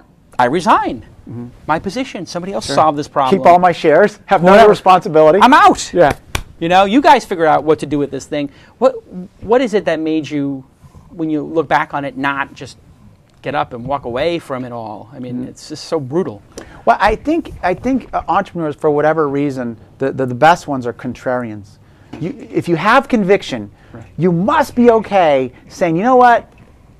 We should turn left, and everyone else in the world says turn right is the best thing. You must have that conviction, and I think I do for whatever reason. I don't know what it is, right? I'm not sure you can train people to have that. We need to turn left when everyone else says to turn right. But I think innately that's what I do have, right? When the dot-com bubble happens and everything crashes, that's when the dude has to go, all right, let's go to work. Yeah. Right? You got to say, this is the opportunity. Says the world is ending. I got to start a business. Right. You must have that. I don't know why. I don't know. I ask my wife sometimes about that because I don't think I'm a really good judge of people. Right. I say, what makes Michael, work? Yeah. And she says, you don't care what other people think. If everyone says you're wrong, you don't care. Right. And most people do care. Right? If they care greatly. Yeah, right? they say, skinned. well, one guy said I was a jerk or wrong or dumb or stupid. An anonymous commenter on TechCrunch said my company's no good, and they start crying in their coffee. When somebody comments on me, I thank them because that means I'm relevant. Yeah, you're giving some attention to your ideas. Yeah, they don't comment on irrelevance. So even if they disagree, they're saying I'm relevant by saying I'm going to take some of my time and tell the world why I think you are, right, wrong, doesn't matter. Antichrist, whatever. Exactly, doesn't matter. You're relevant. You should thank the lucky stars because the biggest risk of any business has is dying in irrelevance. That is true. This has been amazing so far, and as I told you, and I promised the audience, this is like getting 7 interviews. We're going to have to go quickly through the next couple of companies. Lindows, which became Linspire, is a Linux desktop company you started. You wind up getting in a lawsuit with Microsoft. They sued you, if I remember correctly. Yeah. But then they paid you $20 million to end the suit, and you changed your name from Lindows to Linspire. When you named it Lindows, obviously you know what you're doing. Like, this is a play on words. Were you poking the tiger? Is that a deliberate strategy to sort of poke the tiger a little bit and say, hey, here's a free desktop operating system? Because it is a revolution, Ubuntu and these things. Did you say, I got to stick it to the guy, and was that worth doing in hindsight? Well, I would say I like to do big things. Right. And, when you do big things, there's only 2 possibilities. 1, you go out and create a totally new market that did not exist. Or 2, you find a market that does exist and you go up against the big guys. Right. There's only 2 possibilities. Right. Right?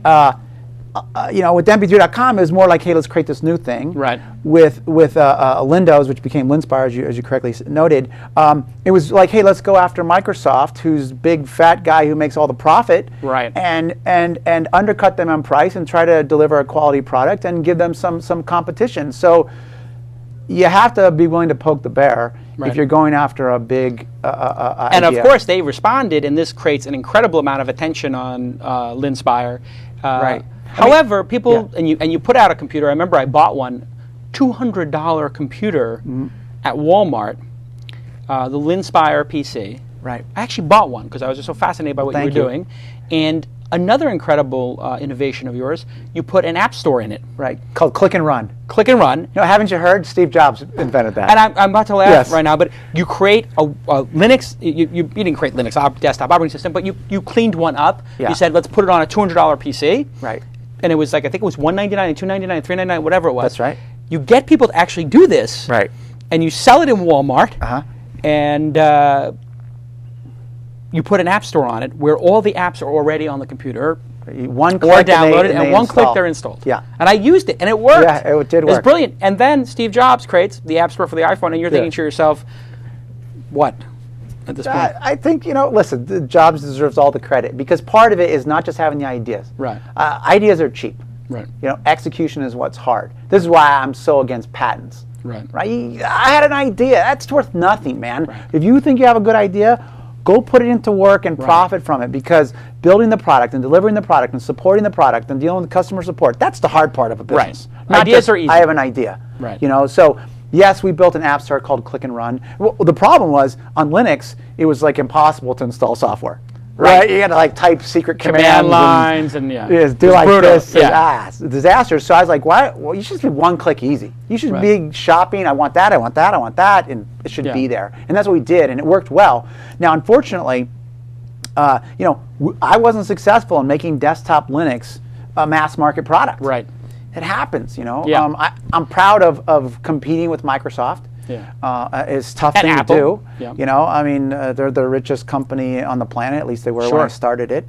And so I did it because I thought the world needed some competition from Microsoft. Right. And this is what, 2002, 2003, if I remember correctly? this was immediately after I sold.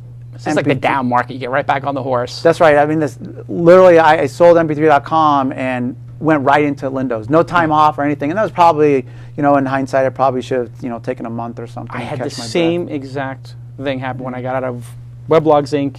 into Mahalo, and when I did Silicon Valley Reporter right into Weblogs Inc. Time is important, right? Yeah. Time is I important. always wish I took a month off or 2 months off. Yeah. And I tell you, the next time I'm absolutely we're taking go at on least, vacation together. We're going to get a house somewhere. We're going to go away for a month. Timeshare somewhere. Timeshare Juice. On Timeshare Juice in Kauai. Right. And that didn't work out so well. You wound up selling the company. Yeah. But actually, it looks like there is going to be some competition in operating systems. I mean, aside from Mac PC, with Google Android and Chrome, which is going to be an operating system on netbooks. Right. And so, do you think anybody's ever going to get to any significant market share with an operating system other than Mac and Windows on computers, desktops, laptops? I think probably not on desktops, but on other platforms, smartphones, tablets. I think mid-sized computers. Yeah, I think netbooks. I think there could be Linux or Chrome OS or whatever Intel's working on or whatever. Yeah. What are you working on now? Well, 3 months ago, I sold a company. Gizmo 5. Yeah, Gizmo 5. Which is VoIP. To Google. Was it originally called SIP phone or? That's right. Yeah. So I got out of Linspire and said, all right, where's a big trend that I can capitalize? Yeah. And I saw VoIP. Yeah. And I said, oh, VoIP is just no-brainer. Pound the telecom guys. Just undercut them in price and features. So first one is music, second one is Windows, and then third one you're going to go after the telcos. Telecom. Yeah. Brutal. I'm sure I'm a home run hitting. I'm swinging for home runs. I'm trying to think of who you go after next. Maybe like communists. Or I'm trying to think of what's a bigger target. Any interest in going over after radical Muslims or what's another target you can think of? What's the biggest target in? I mean, this is how your brain works. So, what is the biggest target in the business space that you haven't gone after? So, we got telecom, You're probably looking at oil. You're probably looking at. So Middle East wasn't too far off. Pharmatech, could you attack those guys because they have big, juicy profit margins? So you've obviously thought about these things. I know. I get scared when I get too far away from the internet, right? I'm a tech guy, and I got respect for guys that run non-tech businesses. Right. Hubris will kill you. Right, if you think I can run an airline because you were successful, at running a magazine or running a music company. I keep telling my friend Alam this, and then he keeps creating rocket companies and car companies. I'm like, what are you doing? He's like, internet's boring. I did that already. Yes. But he's a different type of entrepreneur than you. But how would you revolutionize the energy industry? Let's say I give you unlimited. Right. Here's $10 billion. Michael Robertson's view of the energy space. You must have thought about it. Yeah, and it's impossible right now because oil and coal is so efficient and cheap. Right. It's impossible, right? So all these people that are chasing freaking windmills and solar and algae biofuels, God bless you. It's a wonderful concept.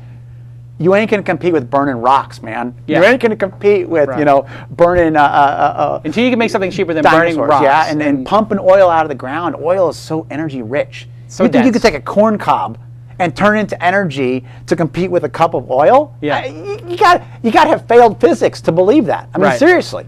So if you could, let's say you can magically wave your hand and some law of physics by your technology gets solved, which one do you think? Nuclear. It's the only one. It's the only one that could really change the cost structure. Right. Yeah. So you believe maybe we should put some more nuclear power plants around the United States? I think if you believe that energy, listen, I'm not this energy independent. We need to be energy independent. Really? Are we sugar independent? Right. Are we car independent? Why do I have to be energy independent? Give me a break. That's just, crazy press talk. Right. We don't need to be oil independent. We buy cheap oil from whoever gives it to us on the planet. They're always finding more. There was a huge monstrous natural gas discovery just last week in Louisiana, right off of Louisiana. So energy is, I know the press you're not too paranoid about it. You're not going to subscribe to it like it's a crisis. No. But you think nuclear. See, I think nuclear too. France is 90% nuclear. And yeah, it is. Did you notice that Obama just said last week or the week before that we're actually going to do a nuclear power plant, and he was talking about how great it was? There hasn't been one built in 32 years or something like that. Yeah. It's interesting because when he was being elected, you remember I had this conversation with you, Tyler. He was saying nothing about nuclear, and he was just whatever. He was the liberals with the nuclear. They're a little bit upset about that concept of having a nuclear reactor, burning coal and carbon dioxide everywhere. No big deal. If you do believe CO2 is a problem, right, which I don't, but if you do, the only solution is nuclear. That's the only solution. Nothing else is possible from a physics standpoint today. Zero. So people, that's why I challenge people. You believe global warming and CO2 is a problem, then you should be pounding the table saying, let's go nuclear. Right, and that does make sense. But I can't let you go away with saying that the greenhouse gas is not an issue without explaining further. So you think it's not an issue because we'll come up with a solution, or you think that the science is bad, that the planet's not heating up, or that the CO2, or it's unproven? Well, what do you think? I would say a lot of the science is wobbly, but but forget the science. Right. Let's assume it's all true. Right. Let's just for the benefit of the doubt, let's assume it's all true. Right. Planet's heating up. Yeah, the planet's heating up. Too much CO2. Is that our biggest problem? No, it's not. Right. Every year you got millions of people dying from malaria, diphtheria, hunger, starvation. Okay, so your answer is if we're going to solve a problem, solve the one that's causing the real pain. Absolutely. Why would you be working on a problem which may or may not be a problem? If the Earth heats up a few degrees, is that really going to be a problem? You could speculate and say that it might, the coastline goes up or something like that, but that's just speculation, right? All the Earth models are incredibly, remedial. Right. But today, if you really believe, hey, I got to save people, I got to save people's lives, then you attack things like malaria that are real, that people die of every day, and AIDS, and you can go right down the list. But those aren't sexy. Those aren't. Okay, so so I understand your position. Your position is not necessarily like this is bad science or that it's not true. It's prioritization, which is sort of a different. And there is a prioritization. Listen, there's only a finite amount of money in this world. There's only a finite amount of money that government has. Right. Where are they going to spend it? Right. Where are they going to spend it? And to me, global warming is not where you spend it. You spend it on direct problems that hurt people today. Hard to argue against that. So you sell Gizmo 5, which is the VoIP To company, Google. to Google. Yeah. Why didn't they buy it? 3 months ago. Yeah. Well, Google has a product Talk. called Google Voice. Google Voice, yes, which was right. Grand Central. That's right. Which is so, brilliant. So this number, this is a Nexus 1 phone. Which is brilliant and beautiful. I have one too. Yeah. Great. The beauty of this is that I own my phone number. For the Right. first time, In I own history. my phone number. Yeah. You call 858-344-6911. And by the way, yes, I just told my Your number there. my mobile number to the whole world, and Right. it's on my blog. And you don't care because And I don't care because it's routed. I control my number. Right. And if you call me, Right. which one of your guys is going to do here in a second. Any second, if they can rewind. Right. Yeah. They'll it will announce who's calling me. It'll Right. say, hey, Bob Jones wants to talk Yeah. to you. And I have a choice to say, go to voicemail, Right. that I can eavesdrop in and pick up the call if I want, or take the call immediately. But the real power here is that I can switch. Today this is a T-Mobile, but I could switch to an AT&T phone, I could switch to a Yeah. Verizon phone, and I control my number, and that's Or big. have no plan at all and just be on a data plan. Sure, absolutely. Which is really what that's the coming Google's too. doing. Well, I'll say this. So the reason they bought Gizmo, Right. So Gizmo is now part of the Google Voice division. Right. And Google Voice routes your phone number to any phone, Right. but not necessarily to your PC. Right. Right? And wouldn't it be great to answer all your calls on your netbook or your Yeah. laptop from anywhere in the world? Right. Well, that's one of the technologies that Gizmo 5 had. So Right. we were kind of like Skype, Right. where we had software for Mac and Windows and Linux computers to make calls, but we were based on a technology called SIP. Right. And the original company name was SIP Phone. Right. And my bet back then was SIP is the open standard. Everything will go SIP. Everything will work together. Right. Eventually, it should. What did SIP stand for anyway? Session Interchange Protocol or something Something like that. But it's basically a way to send the packets. That's right. It's a on way to voice. do what they call signaling, which is like the number comes in. It's like, all right, I want to call Jason. Where is he? And once I find him, like what codecs can he talk? Right? Does he talk GSM or does he talk G711? And that negotiation. Reconcile all that stuff. That's right. That's a negotiation. That's what SIP is. So you bet on the standard. You bet on the standards. Yeah. And when I did that company, everyone said, oh, you're going to lose. Skype's going to win. Yes. And Skype has done a terrific job. Sure. With the proprietary standard. But they're closed. Yeah. They're closed, and so it's very difficult, if not impossible, for them to get on the Android phone from a technical standpoint because they're very closed. Meanwhile, Gizmo and SIP can be built into just about anything. Are you doing a company now too? Well, I'm running Or a company called investing? MP3 Tunes. MP3 Tunes. MP3 Tunes. So you added the tunes. Does this mean the no compete is up? Do you have a no compete, or did you have a no compete after you sell the company? You must have it for a couple of years. You don't remember. MP3.com. Well, that was in 2001, so Right. any non-compete. Yeah, that would be have over been a decade expired. ago. Yeah. So what MP3 Tunes is doing is finishing that vision. The locker. of your music in the cloud, right? Is saying, all right, it's now finally time. And there it is. That's right. Plug it up. Here's the cloud. Right. So the way it is that you see on the left that all your music is sitting on one or more of your computers. We give you software. You run the software. It takes all of your music, pushes it to the cloud, and literally pushes the bits this time. It doesn't do any trickery, magic. Right. It actually pushes the Now bits. we have the bandwidth. Why not? Exactly. And then once you're done, you can now listen to your music on any device in the world. So here I have my Nexus 1. I can go. I don't know if you can see that, but it's artist, albums, playlist. There's my entire iTunes library. Is that in the browser or an application? No, it's an actually application You got called an app. MP3 Tunes in the market. And so I can click on playlist. It shows my newest tracks. So pick a it's song. like I have Sonos at my house. It's like a distributed version of Sonos. It's not dependent on their hardware platform. Or That's whatever. right. Yeah. What makes us unique is that we have an open API. Ah. Right? So any device manufacturer, any software developer, can go and write an interface. For example, we have an iPhone app. Took Apple 4 months to approve, but we have one. Yeah. And we didn't write it. Our users did. That's awesome. So And you're watching the Twitter sort of thing go on, and you go, this API thing's going to be big. yeah, this API thing is got It legs. could be big. And because the thing about music is that music, you will listen to the same song 100 times. You won't watch the same video 100 times or read the same Unless PowerPoint. you're a kid, but yeah. Yeah, unless you're 6. Right. But you will listen to music 100 times from 20 different places, right? Your car, your home, your phone, your bedtime nightstand next to your bed, wherever. And that's what we do at MP3 Tunes. Interesting. Which means you're a moment away from turning on video. Yeah, we actually support video today.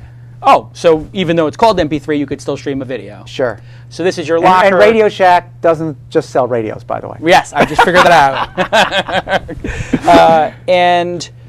out. What's the play here? I mean, just unfinished business, or how do you make money from this thing? Well, we have a freemium model now, so we give everybody 2 gigs free locker. So you pay for usage. Right, and then and if you want more, you pay a few bucks. And how many, can multiple people be logged into it at a time? Like if I have it on my home, can my wife be listening to it at the same time, or is there issues around that? Everything is password protected, so there's a username and password to get at. There's no it's up sharing. to the user to decide what they do with their password. That's right. There's no sharing between accounts. There's no public access. But I think that what you're going to see in 2010 is a big push on cloud music. I think you can expect, Facebook, Microsoft, Amazon, Google. Everybody's going to have something. Right. Apple, we know, is going to do it. They bought La. That's right. Yeah, that's a tell. Right. they have to do that because iTunes is PC based. Right. And they have to move it to internet based so that it plays on your iPad. Definitely. And so Apple's going to do it. The question is, will others, take this opportunity, this one moment in time, to compete with Apple? Right. If they don't, and let Apple move to the cloud, I'm not sure you'll catch Apple in the next, decade or two. Or two. So it's imperative. What do you think? What's the one that we use from Europe? Spotify. Spotify. You've seen Spotify. I have. What do you think of that? It's pretty incredible, huh? Impressive. Rhapsody, Spotify. So Rhapsody. So Spotify is this, listen to any song streamed. The problem in an iTunes interface. Yeah. The problem with that is that they're going to go bankrupt. Yeah. Because the record labels. The record labels charge a per song fee. Right. So every time you click play, they have to pay. And so if I leave my computer on looped playing and I leave my desk like I did and it's pick it up like a day later and put it on, they've been paying for like the 100 times I played that album. That's right. And pay is about, on the low end, like a Pandora pays about 0.1 cent per song play. And that goes up to about a half a cent or maybe a little bit more to Spotify. Because Spotify, you get to pick the song. If you get to pick the song, you got to pay more. That's called interactive. Right. If it's just radio, where you don't get to pick the song like Pandora, it's less. You pay 0.1. Doesn't matter how much you pay between that range, you're going to go bankrupt. Right. So all of those services, as great as they are, Pandora, Spotify, they're wonderful services. They're going to go bankrupt because the economics don't work. And the Rhapsody, $15 a month, can that work? I mean, nobody pays it. $15 a month is too much. Yeah. It's all DRM wrapped. I have it on my Sonos system, and I love Rhapsody, but I would say I'm a high-end customer who can afford $180 a year. Sure, and I'm waiting for the day where the music industry does a real consumer subscription service. It says $5 a month, I'll let you play your music everywhere. Yeah. Right? Any mobile phone, any car, stereo. $60 a year, you're all set. People would jump on that. The price of 5 CDs. Yeah, people would jump on that, but they haven't shown willingness to move on the price point. The record labels, they still charge too much. Yeah, and if you do the math on the back of an envelope, if they got 50 million customers for that service, 100 million customers for that service, how many would they get in the United States? 50, 60, 70 maybe? Yeah, if it's bundled seamlessly with your ISP or something like that. That's actually pretty sweet. Yeah, so it comes tens with of millions. Tens of millions is not impractical if it's bundled. Right. And so every Time Warner subscriber pays, instead of $20 a month, $25, and they get this. And yeah, all the music that you have to unbundle it if you don't want it, or it's not even available to unbundle would be the idea. Sure, absolutely. And their CD sales are dropping 20% a year, Jason. Yeah. And then still to this day, the music industry makes all their money from CDs, or not all, but the majority of it. Yeah. And that is cratering still to this day. So that's going to put increasing pressure on them, and maybe they'll get innovative and do a consumer-priced subscription service. Be interesting. $250 million a month in revenue, $1 billion a quarter maybe if they get lucky, $4 billion a year. What does the music industry make a year now? Is it $5 billion, $6 billion? I think it's around $5 billion, I think. Yeah. So if it's $5 billion and they could get this to $1 billion a quarter, and with great margins too, right? It's all ridiculous digital margin. Yeah. They'll probably double their margin or triple their margin. Yeah. It's interesting to think about. I guess they're not run by technology people to this day. But are they getting better? Have they figured it out, or is it? I don't think they're getting better, and I say that because EMI has sued MP3 Tunes. What? Yes, it's insane, right? Because you're being sued again. I'm being sued again. No. Yes, I am. When did this happen? They sued me like 2.5 years ago. It's been dragging on and on and on and on, and they sued me personally, right? Or not even not only as the CEO of the company, but sued me personally, saying, you're an infringer, and we're going to take all your money and your house and your car and your kids' college savings fund, and et cetera. That is just... So if they've changed, it's hard to see. That's fascinating. They can't go after you personally. They must have all this insurance and stuff like that protecting you. I hope it's enough. Well, the copyright laws over the years have been really tuned to their advantage, I would say. Yeah, they're tweaking them as they go. Yeah, and they pay a lot of money to lobbyists and get very friendly laws. Yeah. And so we'll see, But listen, I fundamentally believe, hey, you're on the rock for 80 years. Right. Maybe a little longer if you're lucky, but those are probably not going to be the most productive years you have. Right. So you better live life to the fullest. You better do what you believe in. I believe you should be able to take your media, right, your ebooks, your video, your photos, whatever, store it online and access it anywhere for your pleasure. Right. Right. That's what I fundamentally believe. That's what we do. And if we have to go to court to defend it, I'm willing to do that. Awesome. Let's get Lon in here and do the news. And for you guys who are listening into this riveting discussion, and there's a lot of people listening now, over 300 people, and lots of talk in the room. If you have a question, go ahead and ask it on Twitter and use the #TWiST hashtag. Do we have Mr. Lon Harris? Do a couple of news stories before we wrap up. It's hard to tell your story because it's a 4-hour. It'll be a 4-hour show. Try to teach chapters. Nah. I'm too young to write a book. I had the same exact thing. I was just asking during the break. I don't know if they could hear over Lon's incredible news theme. The anthem. The anthem. With a tie today, too. I love it. Yeah. Lon. Really getting professional now. Classing it up a little bit. I like it. Next hair gel. Yes, a little hair gel. I got a haircut recently, but they left it really long on top. I don't know why. Yeah. I didn't realize until You're I got getting that home. Kramer thing going. A little bit. Have you been listening to the interview with Mike? I have, actually. Pretty I was riveting watching stuff. it right out there. It's fascinating, and I remember mp3.com from way back. Yeah. But when you were in high school. I might have been in high school. It might have even been a little later than that. It might have been college. But I had no idea behind the scenes that it was involved in all that Napster stuff. It was just sort of like one of those sites that was out there that everybody sort of had music on. Bring the news music, I was saying, no book yet? I'm too young. I mean, if you're going to write a book, you need to load it up with some juicy stuff. Right. And if you're loading it up with juicy stuff, you're basically retiring. That's right. You got to throw some people under the bus. I mean, because not everyone is great, right? You didn't touch all great people in your life. It's fascinating. I had the same exact philosophy of you. We have a lot of shared DNA. I was an IT guy who put in Novell networks and document sharing, and I was an IT guy, and that was my first job, and I made money doing it, and had the same revelation you had, which was no matter how many people I charge, $75 an hour, $100 an hour, $150 an hour to, I'm not going to scale this business. I need to do something that's like a magazine could scale, and I'll do that. There you go. And was a psychology background as well in cognitive, not cognitive sciences, but was very much into that stuff. So let me also thank PowerVPS. We have a lot of sponsors on the show. It's a little getting out of control, but this sponsor is particularly good. PowerVPS. It's not out of control. It's very in control. Is 4 too much? I think very reasonable. Very reasonable considering the quality of the content we're providing, exactly. And the quality of the content we're providing is only surpassed by the power and quality of PowerVPS. That's a pretty good segue. Huh? Yeah. And they provide fully managed private server hosting. You know what this is, cloud computing, and it's $59 a month starting. And they love This Week in Startups, and they've really been crazy supporters of us, and they renew their contract for 10 shows, for 20 shows. I love these guys for the support they give the show. It's not easy to keep Tyler employed and all of his demands as a... Tyler's very demanding, correct?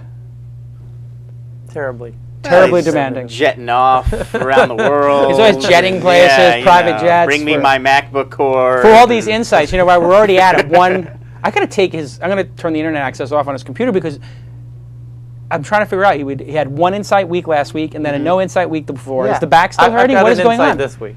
You do have an insight. Yeah. Oh. And I'm stealing this from Willie actually, and it's I think characteristic to all of the. There's an underlying theme to all of the stories here, which is heading towards the torpedoes.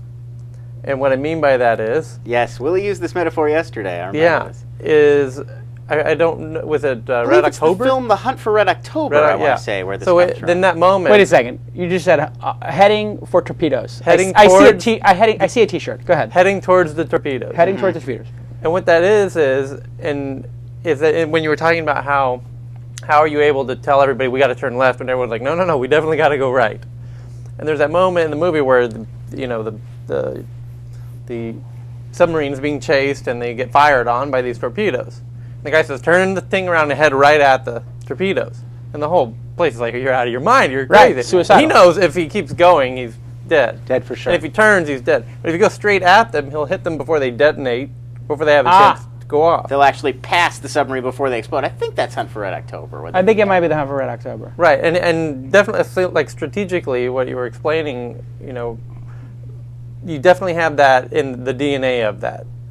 It's a definite characteristic. It's like a ram or something, yeah. Yeah, that fearlessness of, right. When you said you got to run hit back. towards the fight. Turning run towards into the skid almost would be a good metaphor. When your car skids, you're supposed to turn into the. That was a wonderful insight, Tyler. Yeah. Very nice. Insight from Tyler. That's the insights from Tyler. There you go. That one's sticking with me. Yes, I think I can't even take credit for it. It's really Willie's, but that's okay. I don't think you should give credit. No, I don't. Well, the central metaphor was Willie's, but you applied it to this scenario. Honestly, that's the insight. It's bad for the audience you don't give credit. It's better they think that you come up with these things. I mean, don't give credit. And nor does Willie want credit, to be totally honest. And Willie's been a good addition. I like it here at the company. Something happened in the news this week? Give us some news. Couple things happened in the news this week. We should talk about the Microsoft Yahoo deal. Microsoft and Yahoo search deal. Microsoft and Yahoo did a deal? Wasn't that like 10 years ago? They did the deal. Now they got the go-ahead from the U.S. Department of Justice and the EU just this week. The fact that the EU approved it is stunning, right? Yeah. Well, that's actually the question I have for you at the end, which is why this deal and not when Yahoo and Google tried to make a deal or so many other sort of deals like this. And yet this one seems to be getting through everywhere that they're presenting it. The two companies will now begin the process of hammering out all the fine points. Spokesmen are saying that everything should be ready to go in the U.S. at least by the end of 2010. Under the agreement, Yahoo will use Microsoft's search platform and paid search listings and will take over customer relations with advertisers. Yahoo will continue to offer unique ad content, but search results will be pulled in from Bing. Yahoo, for this, will receive 88% of the ad revenue for the first 5 years, and they will also get cash payments of $150 million from Microsoft to pay for the transition. So there's my question. When a similar deal was proposed between Yahoo and Google in 2008, the Justice Department said they were going to file an antitrust lawsuit. So why is this deal more acceptable everywhere? Because I think Yahoo is irrelevant now. Sorry, Yahoo. Yeah, sorry, Yahoo. It's a percentage basis. I mean, you're talking about 10% plus 20% equals 30%, as opposed to 70% plus 10% equals 80%. Right. Or 70% plus 20% equals 90%. Yes. So, I mean, if Google hooks up with the 10 or 20% player, you're going to have an even more dominant player. And if the number 2 and 3 player get together, it only impacts the dominant player. Do you think this is going to help them fend off Google? Well, this will be very significant because scale, as we were talking about with the discussion with Michael, very much counts in business, and this will give them scale to build out their ad network. Right now, I'm buying ads on Google as an AdSense person. Right. Maybe I buy a little bit on Yahoo, and maybe just some people buy some on Microsoft. Now, if you put Yahoo and Microsoft together as 30%, you can't really ignore it as an advertiser marketer. It's too much of the market, and if you can buy it through one interface and get that scale, you're going to do it, which is why everybody uses Google today. They have scale. Right. You can't not use it, which is what Facebook is going for when Facebook launches their AdSense competitor, which is why Microsoft started a relationship with them, I would think. Yeah. So I think overall, mistake by Yahoo to do the deal. I'm sure you would say the same thing. You think they should run their own network? I think Yahoo should have focused on search and ads and display ads and kept making their site great and content. I don't know if I would have given up search. Or if I was going to give up search, maybe, I guess they couldn't give it to Google, but they could have given up their ad network, their text ad network to Google and kept their search. I don't know. It just seems like search is a really important thing for the future. And if you have 20% and Microsoft wants to buy it, you should be investing in it. It seems to me like Yahoo's adrift. I don't know what Yahoo stands for anymore. I don't think they know. I think they're losing relevance. Every day that goes by they are. I mean, my wife, I think, still uses my Yahoo because it's just like history. Yeah. But none of my friends do. I mean, they've all moved on. 100 million people still using them every month in the United States. They have big international presence, so there's still that that lingering presence can last a long time. Look at AOL, still the number 4 property overall in the internet space, and number 3 in terms of revenue. So, even if you're somebody, even if somebody moves your cheese, you still have a big footprint. So I think they needed a product person. Bart's, I'm sure, is a great manager, and she's good at cutting stuff and selling stuff and doing deals. Clearly, she's been doing that like crazy, which it does need some of that. But you need to have a product-driven CEO in the internet space, and technology is primarily a product business.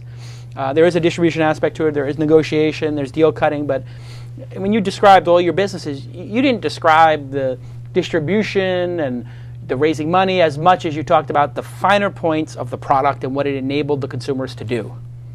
When you described Gizmo 5 and you described the phone, you're describing the use case. And that's what the great entrepreneurs do. Is I think they figure out the use case and they delight their customers, as Roloff both always tells me. Like, how are we delighting our customers? Is a really good question to ask. I don't think Yahoo can answer that question. What are we doing that's delightful for our customers? Outside of Flickr, which I don't think has changed much, what are they doing? Sudoku. They have a kick-ass Sudoku. Maybe that's enough. I think. To me, that's what I think. I use their email for sort of spam and junk email stuff, and then games. It's people's back. The only thing I use Yahoo for currently is finance. Yahoo Finance. I still have the habit of typing in FIN and it fills in the URL, and I go there because I like Henry Blodgett's little videos, stories, the tech ticker, and I like the way they do. I know where to find stuff in the profiles of things. But I started using Google, so it was a little too sloppy, but I could see myself moving over there as they add features. Do you use any feature on Yahoo? Nothing. Fantasy football. I was about to mention they do have kick-ass fantasy sports stuff. Yeah. Anyway, next story. Next story. We'll talk about my old school district going up, Lower Merion School District. I went to Lower Merion Elementary as a kid. They now are in a bit of trouble. School administrators were using webcams given on student laptops to spy on kids and their families. So they would give these kids laptops, they have webcams in them, and then they could actually look through the webcam and see what the kid and the parents were doing. It got revealed because a vice principal actually used a photo taken from a kid's webcam in his house to punish them, as an excuse to punish them. So what can we do? Are we giving up privacy by... It's unbelievable. How is that? They had to write their own software to do that, because if they're Macs, the green light goes on. They had remote control of their computers. They could look through the webcam and see what was going on. I have always felt there's a Boing Boing post about it. That's right. Okay. A couple things about webcams. I'm paranoid about webcams. Sure, well, this gives you ample reason to be. When I'm not using my webcam, and I have on my thing, I put it in the drawer, and I close it just in the off chance that somebody could hack my computer and turn it on. Right? Yes. I've always felt that laptops should have a little sliding thing that just goes like this, dink, and just cuts it off. Yeah. Or for the speaker, the same thing, for the microphone, dink, and if you push that like that, it cannot work. It is a hardware cutoff. Right. But this is insane. It's completely... I don't understand how they did. They must have had... I think Michael's right. They must have had remote desktop control. And That's exactly it. The administrators could sit at the school on their computers and turn on a kid's webcam. No, I know that, but there's no software to do that except for if I took over the whole PC with like PC Anywhere or GoToMeeting or something like that, or remote desktop. And whoever thought of this idea... is sick. Insane, and by the way, this might be a felony. That's what that was a big discussion on the Boing Boing thread, was if these kids are underage and then you're taking video I think taking covert video is a felony, period. Right. I think if you take, because there was a guy in New Jersey who was renting an apartment to women and had cameras in there. Yes, I heard. And he got busted, and he went to jail. I don't know if they're arguing that this is it's school property. If they did not, that must be the doesn't matter. I tell you what should happen. They should go to jail, even if it's just for a couple of weeks, because that is just insane. It's really what person would do that? And there should be a webcam in the jail cell. Yes, so you can watch. Yes, absolutely. And you know what? That could be put on HBO after midnight. Yes. Yeah. Have you heard of that new website, pleaseRobMe.com? Yes. Oh, yeah, coming up. It's coming up in the news. The news. You got to preface me with have you ever seen the HBO series Oz? I wish I could erase what I saw in Oz. Oh, man. It's like a train wreck. It's awful. You watched Oz, right? I actually, but you remember I used to do subtitling for DVDs. I did the subtitle for every box set of Oz. So then you have to be like, makes grunting noise Yes. literally in brackets. Because I would do the closed caption version, so I'd have to be like, yes, grunting, beating, chains clanging, it was... God almighty. Yeah. that was my job. So I watched every episode like 3 times. If it wasn't for the fear of going to jail, I would be Lex Luthor. I would be a great criminal. That they should mandatory show that to everybody, because you will not ever break the law if you've seen if you've seen Oz, you're not breaking any laws. No. I don't want to be face to face That's with like Adebisi. Yeah, no, Adebisi? No. No. Adebisi. Or who was the other guy who was the Nazi? Sillinger? Yeah. J.K. Simmons is the... what is his name? The actor. Schlesinger or... Salzinger? God, I just still have nightmares about that guy. Yeah, like the white power Aryan guy. That scares me more than anything is like those Aryan guys. Those guys are serious. Now the real question about those administrators who did this, will they get fired? Answer: no. Those unions. No, of course not. Those unions will protect. Will be like, they just need retraining. They just need sensitivity training. Right, absolutely. And you know what? They'll go in for 3 weekend days, and they'll have a little. Nobody told them. We punish them by removing them from the classroom, so they no longer have to do any work. Right. And that's their punishment. That's how you become a vice principal. Yeah, exactly. Like, we gave them a vacation day. Yeah.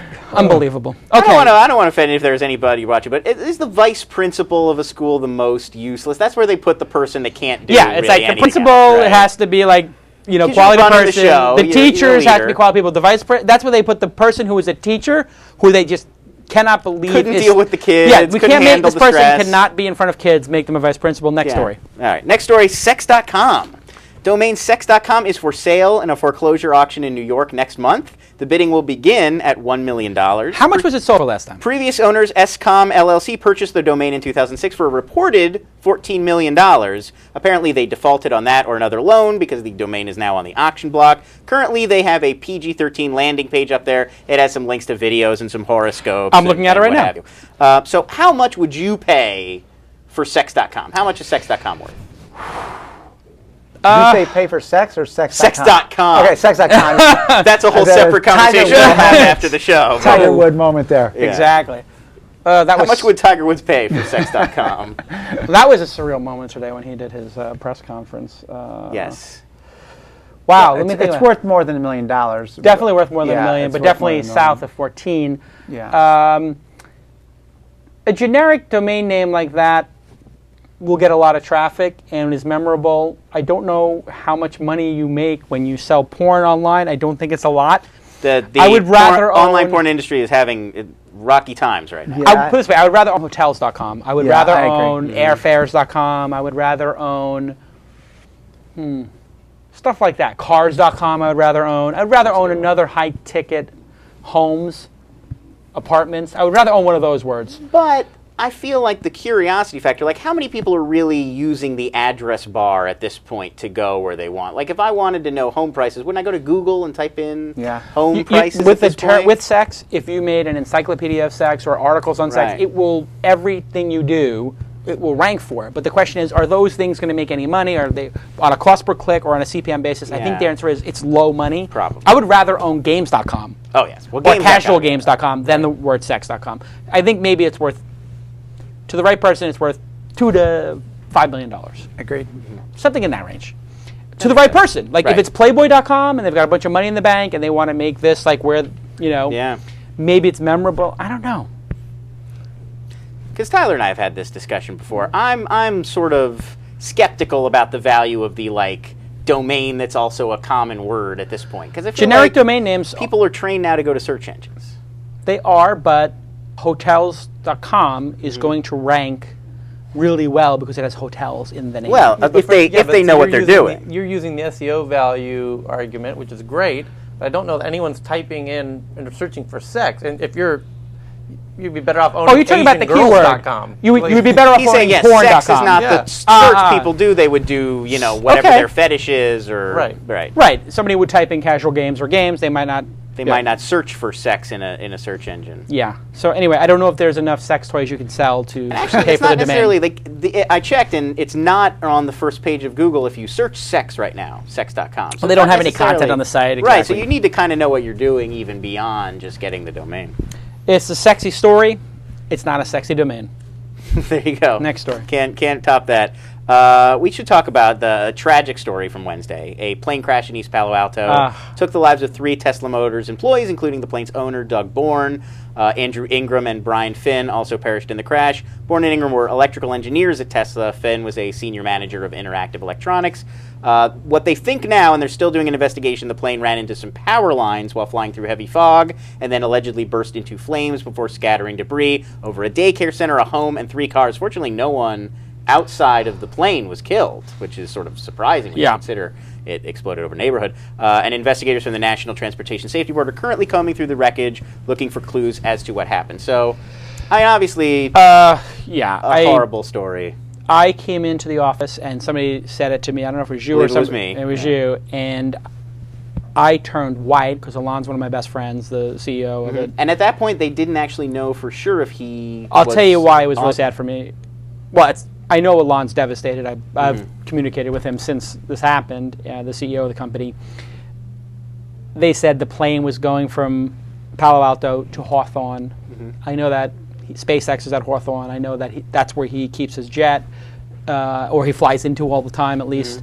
I've flown out of there with him before in his plane, and I thought he was dead. And I just, that feeling when you think a friend of yours is dead, it's just brutal, like the empty feeling of like, oh my God. So my heart goes out to the family and to the co-workers, and I don't know if they have kids or whatever, but I can't imagine. I mean, can you imagine if 3 people here died? No, I mean, it would be. That's what went through my head too. It's just like, oh my God, what if we lost 3 people here? I don't know how do you go back to work in that? Did you ever have some key employee die tragically in your company? At MP3.com, we had 300 employees, and so the odds are it's going to happen. Yeah, we had one guy go down for like the Baja 500 and died and stuff like that. So there's tragedies, and it ripples through an organization that size. Yeah, it's brutal. So what do you do as a leader to sort of keep going and or do you not do anything and you let people sort of grieve how they are going to? Luckily I have not been through it. I mean, I think there's a grieving process that everybody goes through, but it's depending on the person. I mean, the person who worked with them every day, or if this person's a manager, I mean, those people are going to need to get, to talk a lot and maybe get counseling if it's, I'm sure Alon's a stand-up guy. I'm sure that their families are going to get taken care of, and whatever, needs to happen will be taken care of, but God, it's just tragic.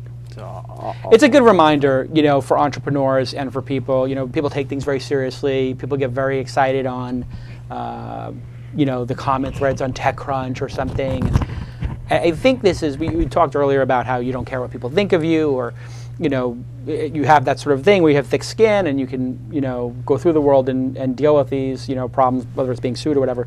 But this is business, and it's not as important as real life. It's not as important as your family. It's not as important as your friends. It's not as important as your well-being. And at the end of the day, that's what's most important. And things like this just highlight it. The Tesla Roadster being on time or not, or all that stuff looks small now in comparison to the lives of just 3 people. I mean, and 3,000 people, or almost 4,000 people, lost their lives on September 11th, and we've lost more people in Afghanistan than we have in Iraq and the World Trade Center and 9/11 combined. You have to, and that it goes for the political talk too. People are debating Afghanistan strategy, Iraq strategy. I mean, there are human beings being killed and murdered on both sides. And that's why we need to get out of these places. And anyway, very sad. So we'll pick it up a little. We'll move on to happier topics. Let's talk about Please Rob Me. But I'm fine with you bringing it up. I mean, we had a discussion before the show.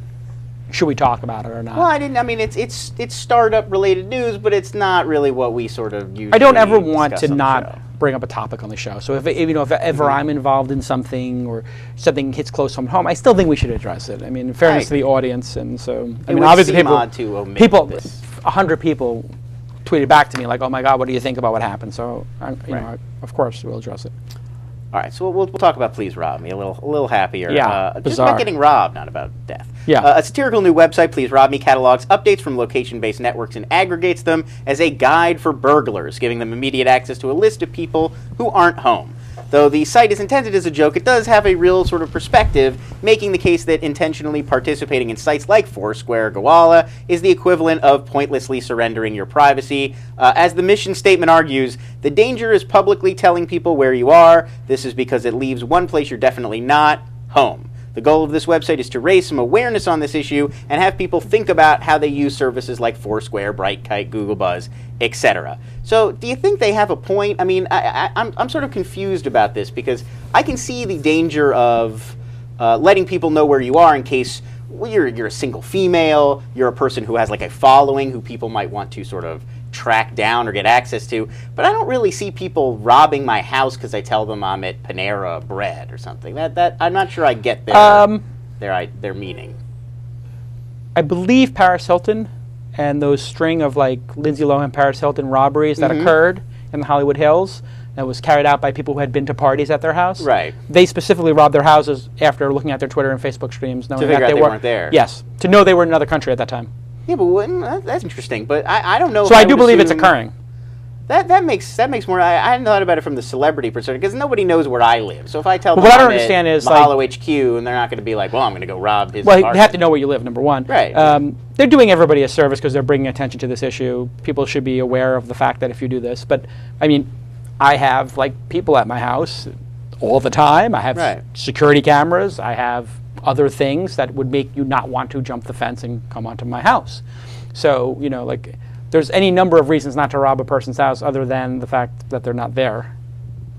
Right. And it just seems like a lot of legwork for your home invasion robber. Like, but if you're going to rob a house anyways, it might as well be one where there's no one there. Yeah, I mean, you could just put a flyer up on the door. There's got to be some smart criminals out there. Listen, it's a numbers game at some point, right? Does the average person have something to worry about? Probably not. However, when I was running mp3.com, we had a stalker. A guy shows up at the front door of my office. We had to call the FBI and all this kind of stuff. Had taken a train out from Chicago. Wow. And it was like out of his mind, and says, I'm here to collect my money, and the president bought a lot of my music, and wow. Yeah, I mean, just complete whack job. And I think that, not everyone in this world is stable or well-intentioned, and if you're out there in the public, you roll the dice enough times and you're going to bump into these crazy people. And I think, please rob me, I agree with Jason. It's a good service, right? Because it makes people think twice.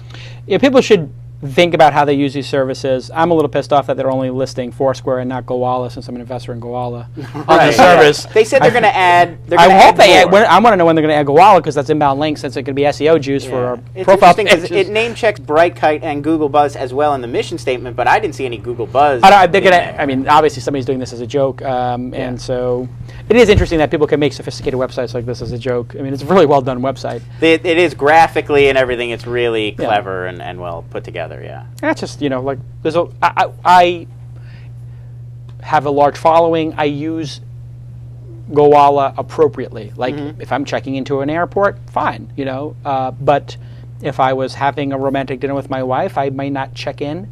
I have a little secret. Sometimes if I want to get the check-in credit and just share with people that I was there, I do it when I'm paying the check and leaving, or as I'm leaving the building. I've started doing that too, because I one time, you may have heard this story, I Foursquared from where I was, and somebody actually did come and sort of creep me out a little bit. Yeah, guys, we're just marking time though, because it flash forward in a year or two, and everything that costs more than $5 is going to have a GPS unit built into let it. You know right, it's not even going to be able to turn it off. It's just going to be, you're going to be able to track everything. Right. So I think today, it's some phones have GPS, some don't. You turn it on, control it, but fast forward, it's going to be everywhere. Yeah, these young kids are going to leave the GPS on for their friends. Yeah, well, right. They're used to it. It doesn't seem strange to them that people will know where they are. I don't I do understand, that trick too, of where I check in as you're leaving. What I don't understand is why, and I got to talk to the Gowalla guys about this. Is you should be able to set it to say, check me in, update my status every 5, 7, 10 minutes, 15 minutes. So you mean actually just figure out where you are and just like some days I would do that, like every 15 minutes have it update where I am so that people know where I am. So it's like we confirm that he's at Mahalo HQ 15 minutes ago. Could be helpful. Sure. If I'm touring, if I'm over in London on a press tour or something, I was thinking, and people know where I am. On This Week in Twitter, we had Adventure Girl on a few weeks ago, and it would be great for her, because she's traveled. The whole point is follow her on her travels, so you would get all these updates of wherever she went. You just, refresh. I told my 11-year-old about this story this morning on driving him to school, and he says, Dad, you need to create a service where people can sign up and you can just make it appear like they're places where they're not. Right. Yes. I visited the Swank Hotel. And I went here. GPS. What I do is actually I pay somebody to take my iPhone and go wallet and then check into some really great places. I said Tyler. I'm like, Tyler, go somewhere fabulous tonight and check me in. That actually would be a good William Gibson kind of thing. Like I sent somebody to check in with my phone. Like a Law and Order. Where they checked in, so it's like that's their alibis. They checked in, but then they had given their phone to someone else. Yeah. There you go. He was carrying 2 phones. I'm gonna write. That's a good spec. But actually, what would be really interesting is if they had when they have iPhone recognition that in order to check in, you have to use your biometric. Wow. That in Law and Order, you have to cut your thumb off to do it. Yeah, you'd have to go. And the company should please beat up the guy who comes to robme.com. Right? Yes. That's to be how it is, right? Exactly. Go ahead, come and rob me, be waiting there. It'd be great if that site was being done by the FBI or the law enforcement agencies and they were tracking IP addresses and news checking in what their GPS location was. It's devious minds at this table, I must say. Yeah. Well, it's also it becomes precognition. It's becoming like Minority Report. Like if you looked at that site and then you're outside the person's house, we're going to arrest you before you jump the fence. It's basically Minority Report. That's what you're planning on robbing. You stalked the person. You were out of the room. Yeah, I guess so now you're busted. All right. Conspiracy to commit. Yeah. Next story. Yes. Let's talk about Scribd. Social publishing startup Scribd signed a deal with book publisher Author Solutions to make certain titles available for purchase through their website. A portion of Author Solutions' 120,000 titles will be for sale on Scribd with a default price of $9.99, though authors can come in and set their own prices if they like. The hope is that some of the 50 million monthly users who visit Scribd will provide a great market for these independent authors who can earn a higher royalty percentage for these books selling them online than they would off of the traditional ink and paper volumes. Authors will receive 50% of the net sales through Scribd. So you think this is a good model for Scribd, and is it ever going to be a viable alternative to something like the Kindle store or Apple's forthcoming iBook store? Scribd has a nice amount of traffic from SEO. They built a lot of pages. There was a lot of SEO, black hat stuff going clever, on. But it's gray hat. There was gray. And so here's the traffic chart for the last, I guess, since 2008 till now, and you can see that they got up. They were really spiking. Big bump. But the interesting thing is it's not really U.S. They only have 7.8 million U.S. They have 40 million global, or it says on their network. I guess that's with the widgets maybe. Quantcast is, when people have widgets, people can sort of get a little fugazi with it. But as you can see, it looks like 80% of the traffic is international, so I hope they're selling international books and stuff like that. Well, Author Solutions, I believe, is one of these companies where you can self-publish on it. It's not necessarily like a publishing house. Yeah. So probably there are international authors who are self-publishing. Yeah. I don't think people want to read these books on their computer. They want to read it on another device. I think the Kindle store and the Apple tablet store and the iPhone store are going to win, and that's basically it. Those are your 2 winners. Maybe there's room for a third. Will it be Scribd or not? I don't know. But people like to buy business documents online, like high-quality documents that you would pay a lawyer for. Here's a confidentiality agreement for my assistant or my nanny to sign. I actually had a situation like this. This is an interesting story. Somebody gave us a baby gift, a baby gift of pictures with my pregnant wife and myself. And so the woman came and I said, who owns the rights to these photos that we're going to take? There's going to be intimate photos of, the belly and the holding of the belly and all this, stuff you see in Christmas cards or whatever. And she said, oh, no, they're yours. I said, great. So you don't mind signing a work for hire agreement? And she's like, no, absolutely not. But I'm just wanting to use it on my website. And I was like, that's exactly what I don't want to happen. I don't want pictures of my wife out there on the internet because I have stalker kind of issues too once in a while. And I saw my wife doesn't care to do that. And so I went on the internet, I typed it in, and I went to DocStock. They had one, which is like another Scribd person. And it was like the simplest work for hire contract that was like 1 paragraph. Like, this is a work for hire, you're going to be able to. And I said, you know what? I don't know how much the person who gave, then it was a little complicated. I was like, this person gave it to me as a gift. So I just took a $100 bill out of my pocket.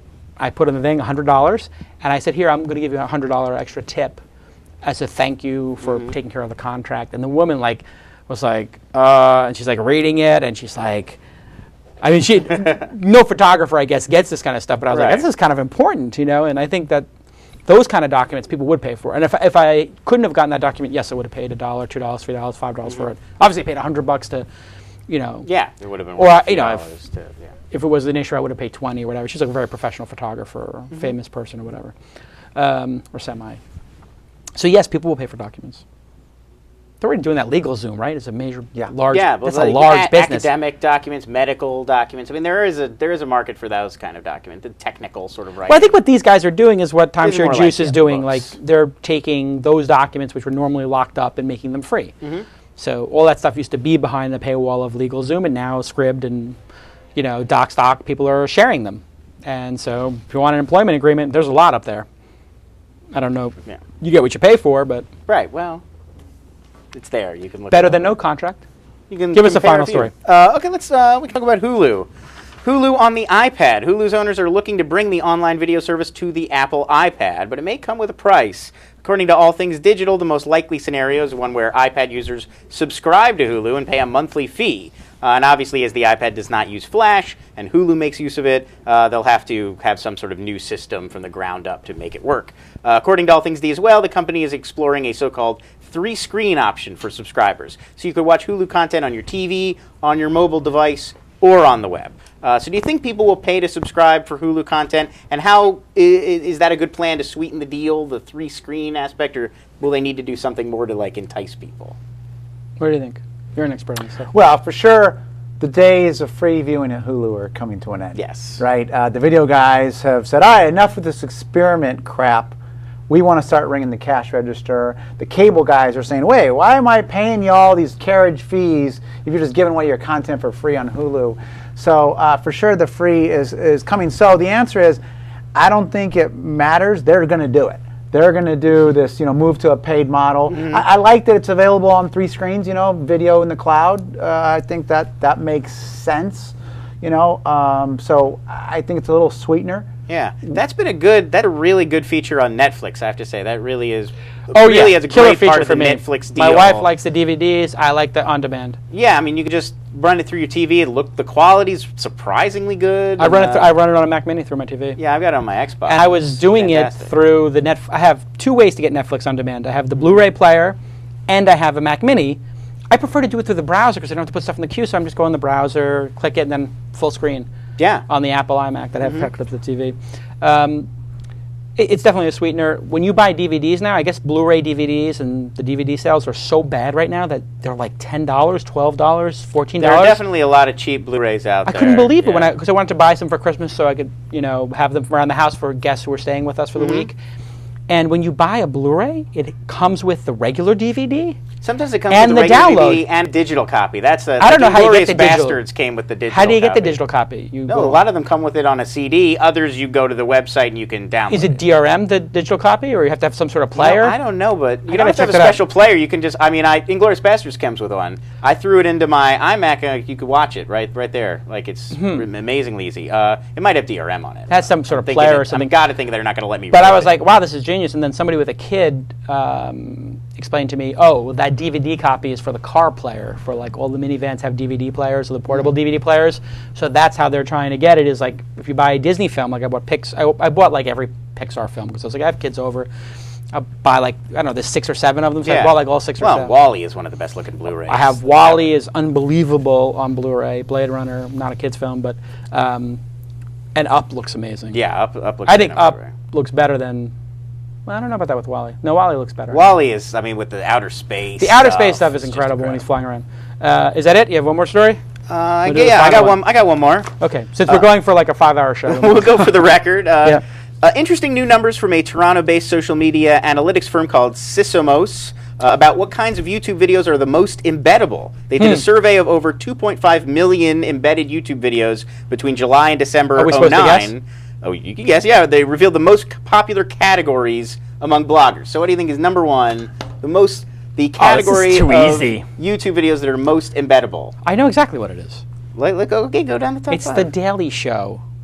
or stuff like that. Like the Remember, it's YouTube. We're talking YouTube. Music videos. Music videos number one. I thought you couldn't embed most of those because, I guess the unofficial version. Universal Music. All right. So music videos are number one because people put on their MySpace. You got number two, entertainment TV clips. Would be right. I would think it because everybody puts on like the Daily Show or the whatever. I mean, the Daily Show made a large portion of YouTube. Okay, and third is like. Think about this for a second. Third is people doing reaction videos, Kermit reaction videos to 2 Cups. You actually got very close. It's vlogs and personal YouTube videos. That's what I meant. Fourth would be news and politics, which is sort of what you're saying. And then fifth would be sports. Yeah. The most popular videos overall during that period were the JK wedding entrance dance, of course, the Evian roller babies, of course, and the Muppets doing Bohemian Rhapsody. So if you could, and all 3 of those I tweeted, and I can tell you I tweeted all of those to the Mahalo page with the embed and got thousands of visitors. I remember specifically the Evian roller babies was an epic Mahalo people, page. that's it. You got to get can we do that today on Mahalo? Can we get like 5 baby videos and I will tweet them? Clips of babies on just roller clips of babies with monkeys, babies. I'm sure we've got at least 5 ice cream. I want 5 funny baby things. Put them in Mahalo Answers and I will tweet it and get. That Charlie Bit My Finger is the new #1 most viewed video on Charlie YouTube. Bit My Finger? Yeah, the kid, the baby. 2 kids, the one kid, like the little baby bites his finger. Oh, I think I know what you're talking it's about. Like that's David a at the YouTube dentist classic. In the top 10. David at Dentist. David after Dentist was a Is this really real life? Something about the youthful innocence or something that people love babies. Adorable. It's got crossover. I think the thing about all 3 of those that unites them is they're adorable. They're adorable. And so it's safe. There's some that are offensive or outrageous. Right, because you wouldn't retweet it. And those are too niche. Like some people will send them to each other, but grandparents will send people the Evian roller babies or the Muppets thing. It's what is that called when it goes across all categories? It's universal appeal. Yes, it's universal appeal. I think whereas to me that's the you thing would send Evian babies to everybody. You would only send 2 girls, 1 cup to half your address book, Tyler. Right. Or lemon cake farts. Cake farts might only be appealing to. All the classics. Yeah. Goatee baby. The other, that's just, don't even say that. That does not go on a T-shirt. Right. Yeah, can you bleep that out of the show? The other thing I thought was interesting, just to bring it up, Sysomos found no correlation between how a video is rated and the number of views it receives. So the most popular watched videos that got like 2 stars, 3 stars. Nobody rates. The only people who rate are people who are involved with the subject or are totally against it. Right. It's like a Wikipedia bio of living persons. The only person who edits his Wikipedia page are his like wife and the person he fired. Like it's either your mom or like the 4 people you fired. That's your Wikipedia. Those are the people battling it out on my Wikipedia page. My aunt and the 4 people I fired in the last, whatever, brutally fired, whatever. Those are the people who care enough to do ratings and. Right. You have that on your page. Sure.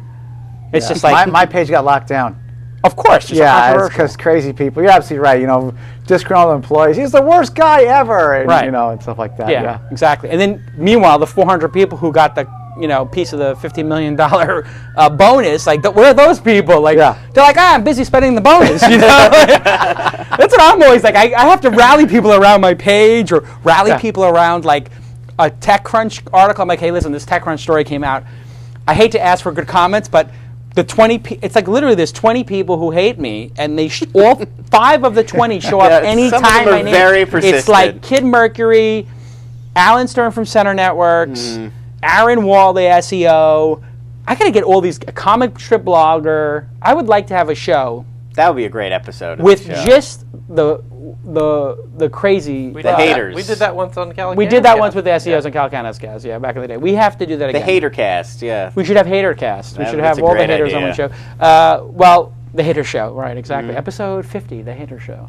I actually invited Aaron, the SEO guy on, Aaron Wall guy. Well, it's interesting because he definitely trolls and he's a little hostile and he's very anti what we're doing and Mahalo, but at the same time he has a lot of interesting, compelling feedback. It's not just if you get rid of the hate, he's like and that's what I tried to engage him on, which was the things you're saying about SEO that we're doing bad or the things that we're doing well, we actually take that to heart. We've actually changed and tweaked a few things based on his feedback. And I tried to explain that to him. You are criticizing us. We are listening, and we're fixing the things you're saying, and we appreciate it. that you're giving us free advice and we didn't have to pay you as an SEO. Yeah. Just filled with bile. Just not and that happy. makes him even more crazy. It does. It really seems to make him more upset. That right. Yeah. Somebody said we should have Jimmy Wales on. If you could come on the show, that'd be a great episode. Michael, thanks for coming on the program. My pleasure, Jason. I think we did about. It's 4 o'clock now, and we started at about 1:30. It's only two and a half hours of show? 2.5. Wow. Wow. That's a big show. We have to break it up into a two-parter, but I think it's going to go down as a favorite show of the audience. It was very the interview part was very compelling. I think it's going to I was compelled because it's interesting to hear how you're thinking about things and strategy. So good job on the interview, and thanks for coming in. Thanks for having me. Continued success.